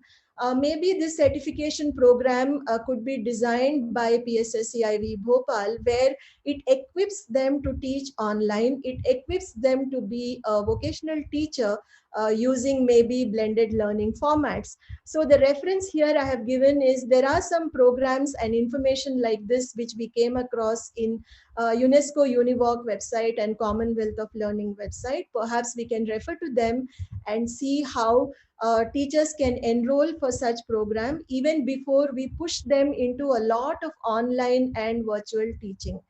And also, I think we can use some of the insights of the research and the surveys that are done by UNESCO Univoc in this area. So what is basically needed here to teach online could be, at present, yes, there is a lot of anxiety. If they all look happy or if people are looking happy online, we know that is not the case. Deep inside us, there is anxiety, there is fear, there's fear of uncertainty. But in spite of all this, we have to go ahead because we all have to keep going. So there are certain skills which are needed to live with COVID-19, and this also has to be a part of the teacher training or the TOT kind of curriculum which PSSCIV can put forward. So building resilience, building adaptability. I just saw that Dr. Rajesh Khambayat was showing us the launch of digital programs. I'm sure some of these are already covered there, so I might be just reiterating them. So I think this is most essential. And going ahead, because we are talking about repositioning, we are talking about dealing with the new normal, and we are talking about how we can relook at few things. So I'm coming back to the idea of repositioning. So I think one of the ways to reposition what has been happening is to understand and study the response to COVID-19 and see that most of us were reacting or rather impulsively responding because of the situation which came up. But now we need to go back and see, was it good or did it work or did it not work? Because old ways of doing things were not working as we understood. So what started informally, like when we were taking classes and taking help from WhatsApp or tools like that in terms of digital technology, it must have been a rather informal way of doing things. But now we need to go back and see, is it the best way to do it? Can we integrate it and make things formal? And how does all this have an impact on curriculum design, development, delivery of Tvet programs? Like I just heard about how QP-NOS need to get digital, or how many changes can come into the curriculum framework for various job roles that are going to come up. So I feel in the framework of what is happening presently, repositioning is a key word, as this webinar is all about. And we need some quick actions and long-term solutions, because we have to also see what is needed immediately and what could be the long term. We cannot lose sight of these two. So we can't be myopic, or we can't be, just thinking of something for tomorrow or the day after. We have to strategically combine these two things in terms of solutions. Again, I would reiterate the need to train the teachers, because they are the pillars on which all the quality kind of training delivery happens. Quality education happens only through them. They are the ones who can take us through this entire pandemic. So teachers and the trainers have to be given most importance, and we need to see how we can come up with practical solutions. And also, when we say repositioning, reflection, reviewing of things that are happening and what needs to be revised has to be understood in a very different way by going back and forth and seeing what has worked, what did not work. If we all assume that yes, this is the way, okay, Zoom is the platform, or something is the platform, or something is the LMS, and WhatsApp is a good tool, are we really sure about it? Because as we know, there have been panelists before me who have spoken about the digital divide in India and similar countries, how difficult it is for people to get hold of a good mobile phone. The reality at the ground is very, very different from what we imagine. So how do we consider these factors and the role of the teacher who's been told to offer few lessons or classes, and more so when it comes to practical training, which is the core of Tvet. So active collaboration is needed between the government and private sectors. And I think with that, I would like to close my presentation, but I need just a minute or two to take you through our website and show you, yeah, these are the newsletters which we came up with in the last 100 days. Of course, the previous newsletters are here. You can go and view all of them. And one of the examples I would like to give here is an example from Apparel Training Design Center, who started adopting technology for their DDU GKY courses much initially, I think in the month of April itself, initial April. And look at the way the teachers were handling classes through WhatsApp group in one of the remote places in West Bengal, where the students were using WhatsApp to share the pictures of the drawings. So when they could deliver apparel training like this, I think this can be done. But is it scalable? Can it be extended to various other training programs? Because TVET is all about practical training. These are the questions which come to my mind, and I wish to leave you with this. And do visit our website to check many updates that we have been sharing here, how people are managing this situation. And I think it would be good if you can connect with us, and we'd be happy to perhaps interact with you and share your stories and how you have been coping with the situation. So with this, I would like to conclude my presentation, and I would just like to reiterate that the most important focus area today is the training of teachers. And I think the sooner it is addressed, it is better for all of us. And with this, I wish to thank the organizers, Dr. Rajesh Khambayat and his wonderful team in Bhopal, for giving us an opportunity, for giving us so much of visibility. And we were very happy to partner with this event as online media partners. We hope the partnership help you. I look forward to having more discussions in future. Thank you so much. Okay, thank you, madam, for a very nice presentation. And you have really said that teachers are very important component of training programs. So we have to update our teachers with the new concept, new philosophy. You have said they should enroll with the online training program also. So I hope that in future will also take care, and all the teacher will also join. So thank you once again. And once again, I thanks all our speakers, Mr. Chiranjeev, Mr. Siddharth, Madam, to you also. And we will look forward in future also. Once again, thank you all. So I will hand over to our mic to Mr. Marotra. Thank you, sir.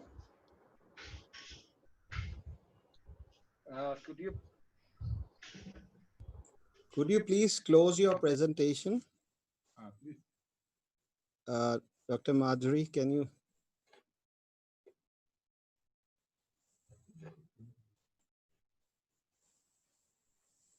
Stop sharing.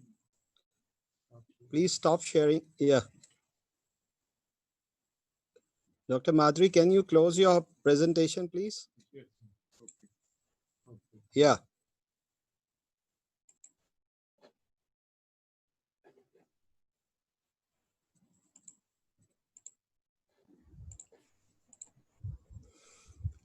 Okay. Can you hear me? Yeah. Yes, yes. Okay. So thank you very much, Dr. Madhuri, for that nice presentation. I think you have covered many of those aspects, and I would also like to thank you for being the partner in this whole exercise. Coming to the last session, which is question and answer session.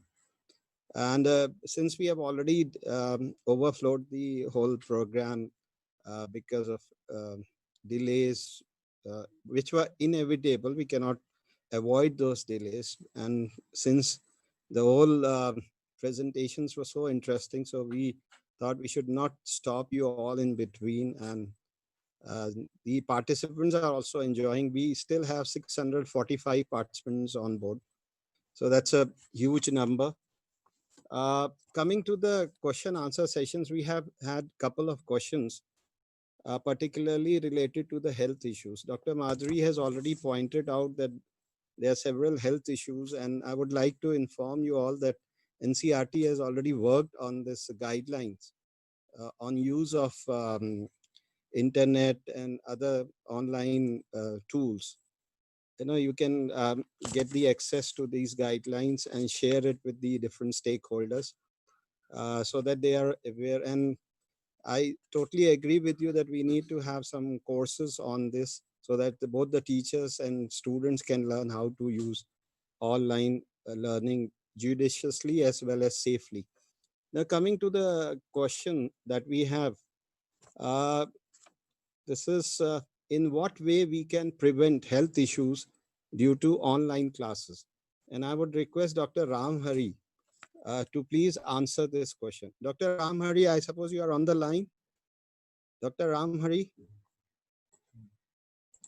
Dr. Ram Hari, can you listen to me? Yeah. No, please. Yeah. So the question is, in what way we can prevent health issues due to online classes? This is for you. How can we help? How can we prevent health issues due to online classes? Thank you. Yeah, I think, online classes is like we have to allocate our time for online, like considering our education time, like what we spend in the institute. But same times, don't forget to do your regular exercise. Early morning, like 1 hour exercise, maybe evening walk. And every 1 hour of online session, you have to take 15-minute break.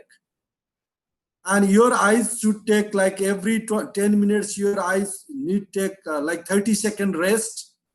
If we apply this type of things, we can manage, like in my case, I'm alone, even in my apartment without family.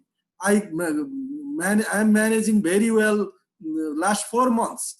And I lost my 8 kgs weight because I am doing very good exercise and we got more time. So that's so wonderful. Online, yeah. So online things also we have to plan. You should have a plan. Don't stay in computer for a long time.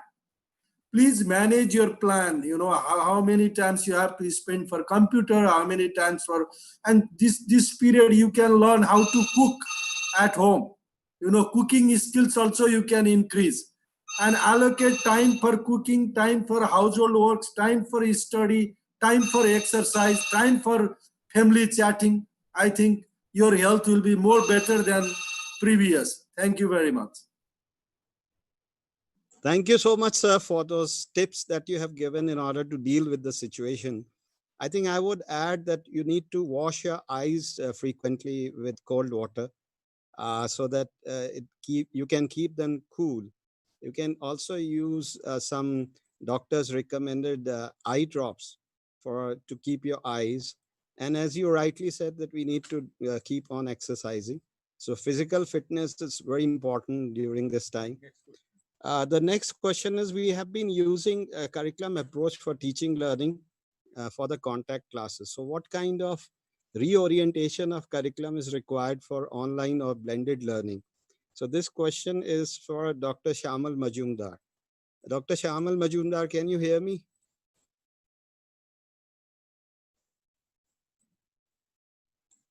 Dr. Shamal Majumdar, sir, can you hear me?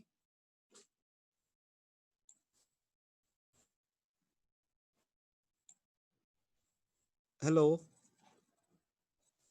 Dr. Majumdar, can you hear me?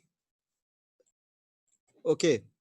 So I think I'll go to Mr. Siddharth Chaturvedi because he mentioned something about the curriculum that we need to address. Can you throw some light on this? Right. Hello. Yeah, okay, sir is back, I think. Oh, okay, Yes. he's back. Yeah. Yeah. So can you hear me? Yes, I can hear you. Yeah, there's a question for you. That since we have been using curriculum approach for teaching learning for contact classes, so what kind of reorientation of curriculum is required for Yes. online or blended learning? Yes, that's it. Your views, sir. Yeah. Although the discussion on the blended learning has been facilitated due to COVID-19, but blended learning has been talked long before. It's nothing new. Although during the COVID time, we have started to talk it more frequently nowadays. Blended learning is a process which facilitates pedagogy in a much more scientific way. We have two terms, synchronous learning, asynchronous learning. Synchronous learning is where the contact between a learner and teacher is required for greater interactivity and better use of time so that the best quality time can be utilized. Asynchronous learning is a learning where reflective learning has happened at their own time, own pace, own ways. So to have a better learning outcome, it has been shown in the research if you combine synchronous learning and asynchronous learning in an effective way, the better learning outcome happen. Now, in most of the way, traditional way, the learning content being offered face-to-face in a synchronous way. Now, most of the time, what happened, you take a learning curriculum, this has been delivered in 100% face-to-face and 10-to-5 delivery mode. Now you try to convert it in a blended form that you decide this part will be happen in online mode or in field visit or in other form. And you try to make it a quantitative division, like this part will be synchronous, this will be asynchronous, this will be done. In my opinion, this is a mechanical way of transferring the division. This can work, but pedagogically, scientifically, it is not a research. The learning outcome is not 100% you can assume. As a good teacher, you have to check that what is the critical thinking where you need the high quality interaction is needed, where face-to-face, intellectual stimulation, discussion is needed, where the content delivery is needed, where you need the face-to-face. There you have to pay the face-to-face. And rest of the thing, if it is a preparatory work, it should be blended mode. The blended can be 5 or 6 type of blended. Blended is not only one type. It can be like field visit, it can be a online education, it can be other form of education. So we need to do like a thorough investigative and very critical review, look at the curriculum, think about it, and how it very effectively you can divide this one into this way. That's why take a lesson plan. There are 10 action on the lesson plan, like micro teaching, there is an effective tutorial, there is some portion of the work where you need the drill and practice, there is some portion is assessment, different type of assessment. Then you have to decide this part I will do online, this part I will do class, this part I will do in the lab, this part I will do field. So this is not a mechanical way of doing the thing. It is a like immersive pedagogy which can be applied. COVID had actually helped us to do a scientific learning outcome. Blended learning is the future of learning in one way. In fact, COVID-19 has facilitated and giving us a tool, a new normal future of learning. Is it clear? Hello? I cannot hear you. Hello? Thank you very much, sir. Yeah. For explicitly explaining the whole concept. I think a very well defined concept you have given, that we need to both use synchronous and asynchronous learning in order to ensure that the curriculum is delivered as per the requirements in this time of crisis. Coming to the next question, it is more like, we have to see how we are able to ensure that the digital learning is available to the students. So the tools, so what kind of tools can we make available to the students as well as the teachers, so that we can promote teaching learning in a more effective manner? So any panelist can answer this question, that what are the digital tools that we can utilize, particularly when we talk about Tvet, in terms of soft skills, because as we know that mostly the soft skills can be delivered at this time through online learning. So what are the tools which are very effective for digital learning? Anyone would like to answer this? Siddharth, yeah. So yeah, maybe I can take a go. So digital tools, I would say that a curated content approach from YouTube is a good starting point, and there is already an ocean of content which is already existing on YouTube and other sources. So maybe a team which can go about curating the existing content as per the curriculum and in the language which is comfortable for the learners, that can be a starting point for at least tackling the soft skills and the lifelong skills and English skills or interview skills or basics of these skills, I would say. And apart from that, in terms of platforms, again, I have seen that WhatsApp or a chat based platform, there are a few vendors who can also develop a chat based platform.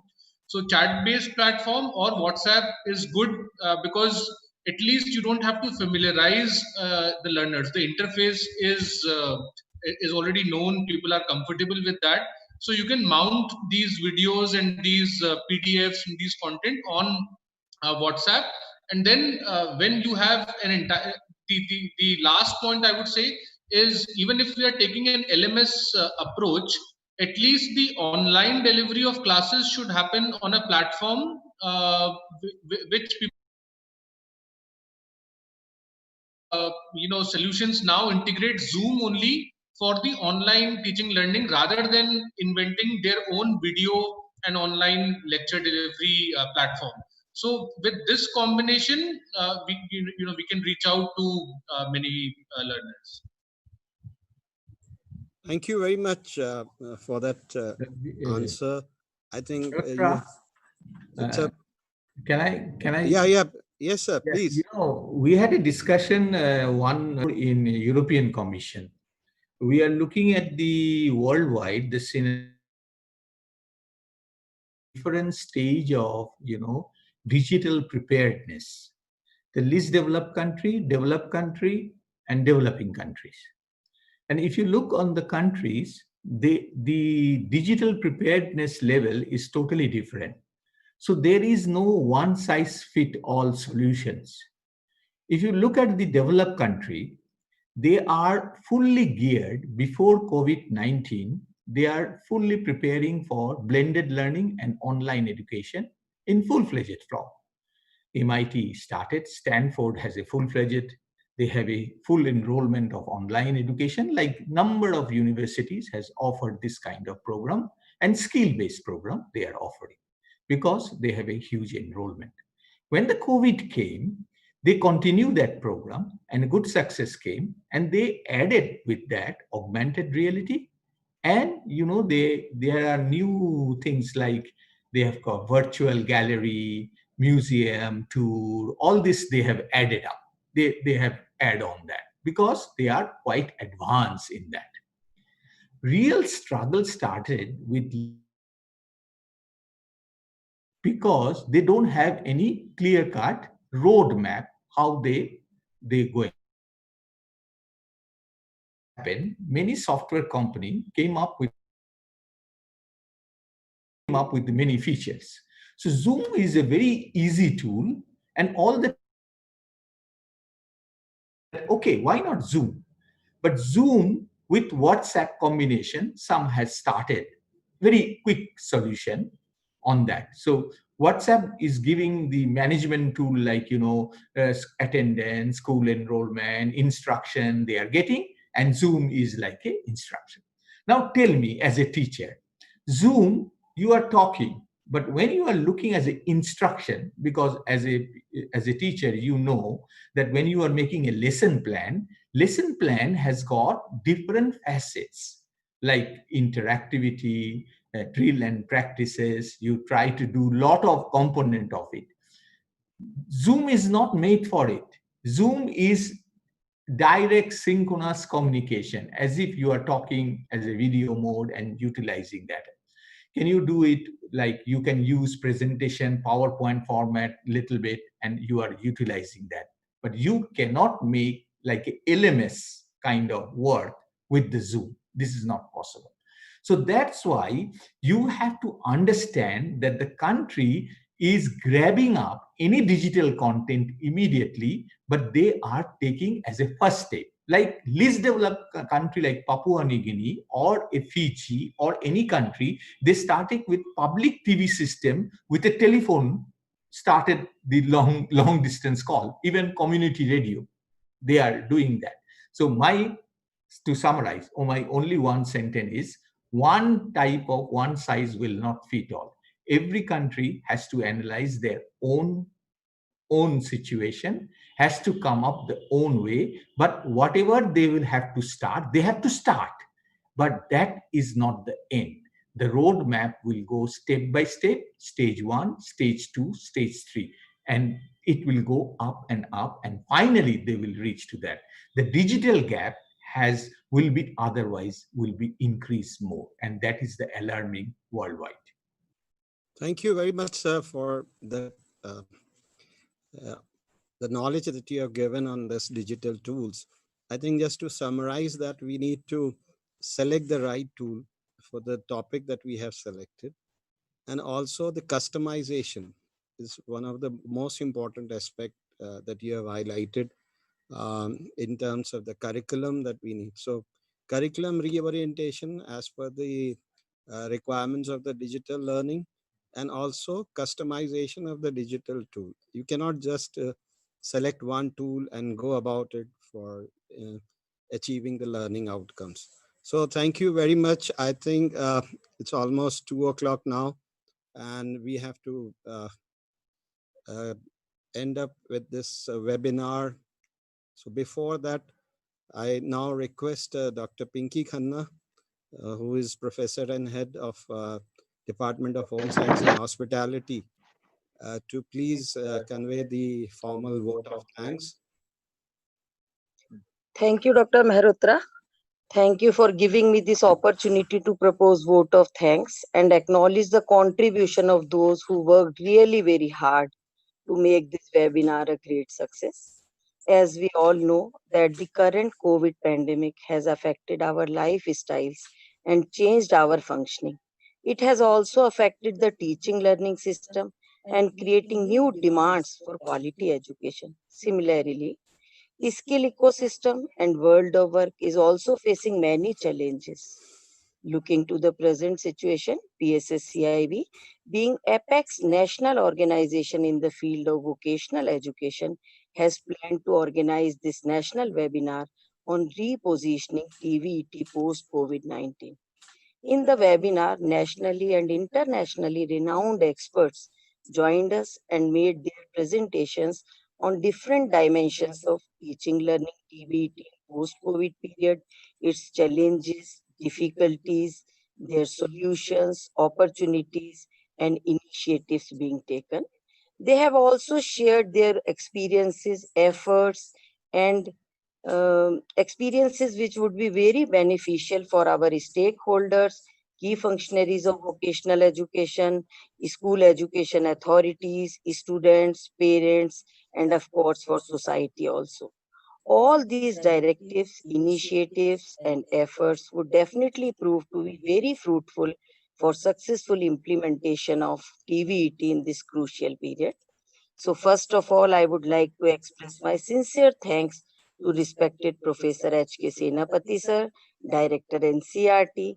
We could organize this seminar with the great support and guidance of Senapati sir. Being head of our NCRT family, he has always been a source of inspiration and a great support in each and every activity we organize. On behalf of PSSCIV, I express my gratitude to Director Sir for inaugurating the webinar and gracing the occasion. Sir, thank you very much for the blessings and good wishes on the occasion of the Foundation Day of PSSCIV.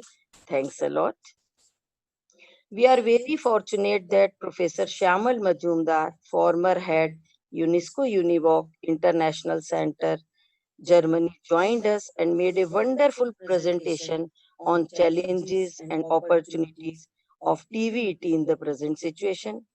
He very thoughtfully explained a number of challenges being faced by key functionaries, teachers, students, parents, and society.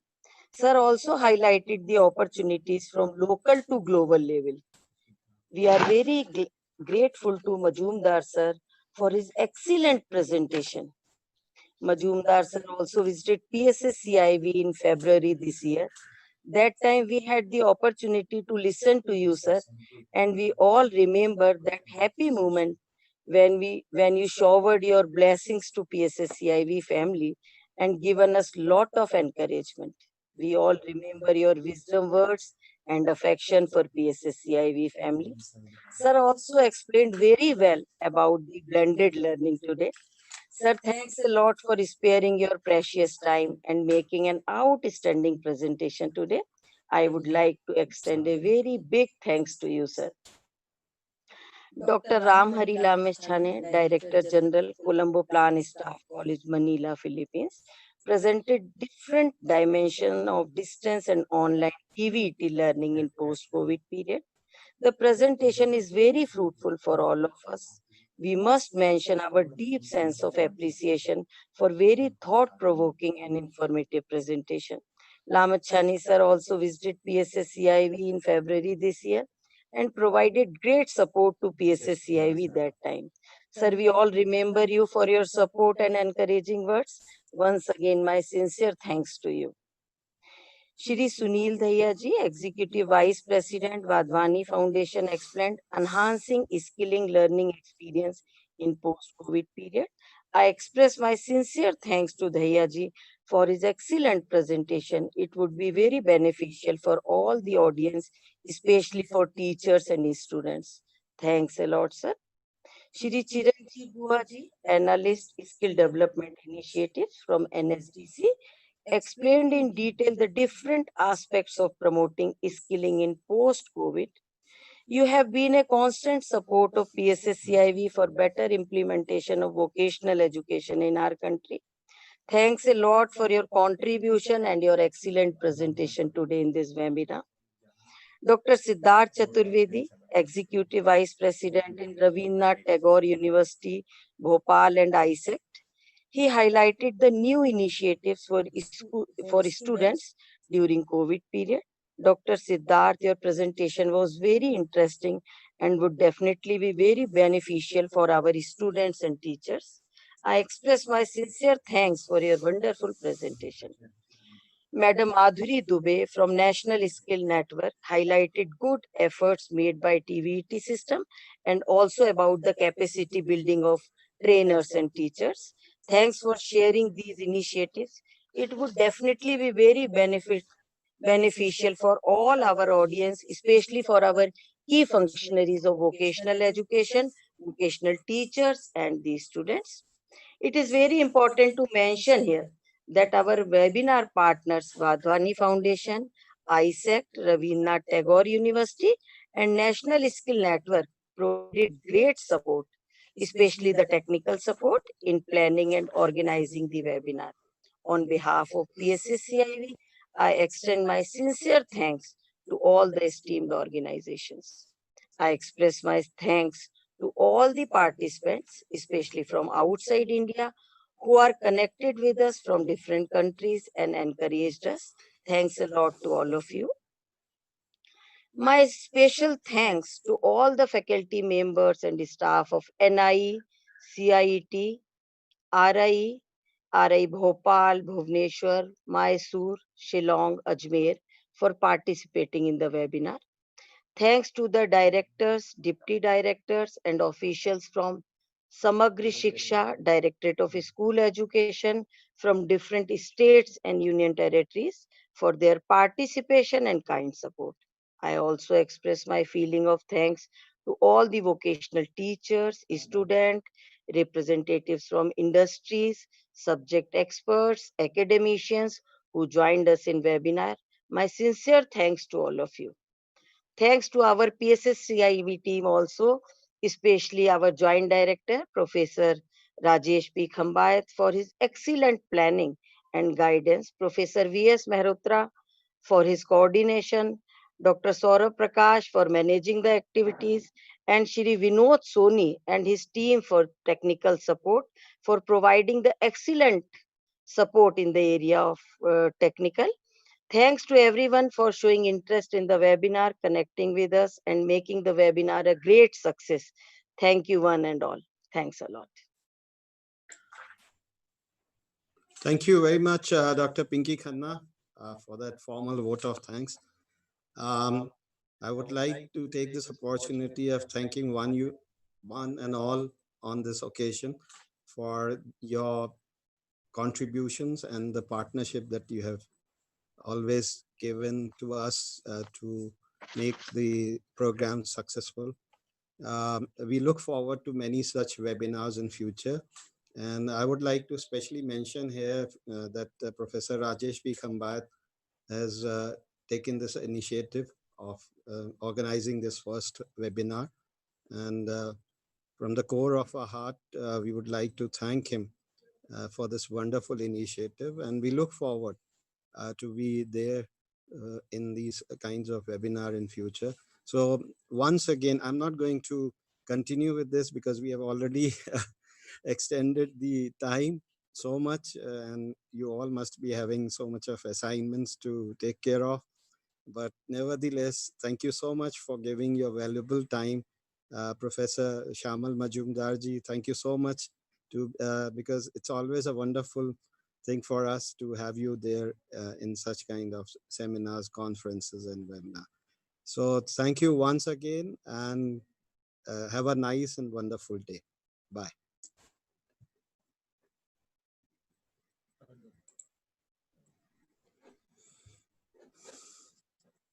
Thank you. Bye. Take care. Thank you. Everyone. Yeah. Thank you. Thank you. Thanks a Bye. lot. Bye. Thank you. Sir. Thank you, sir.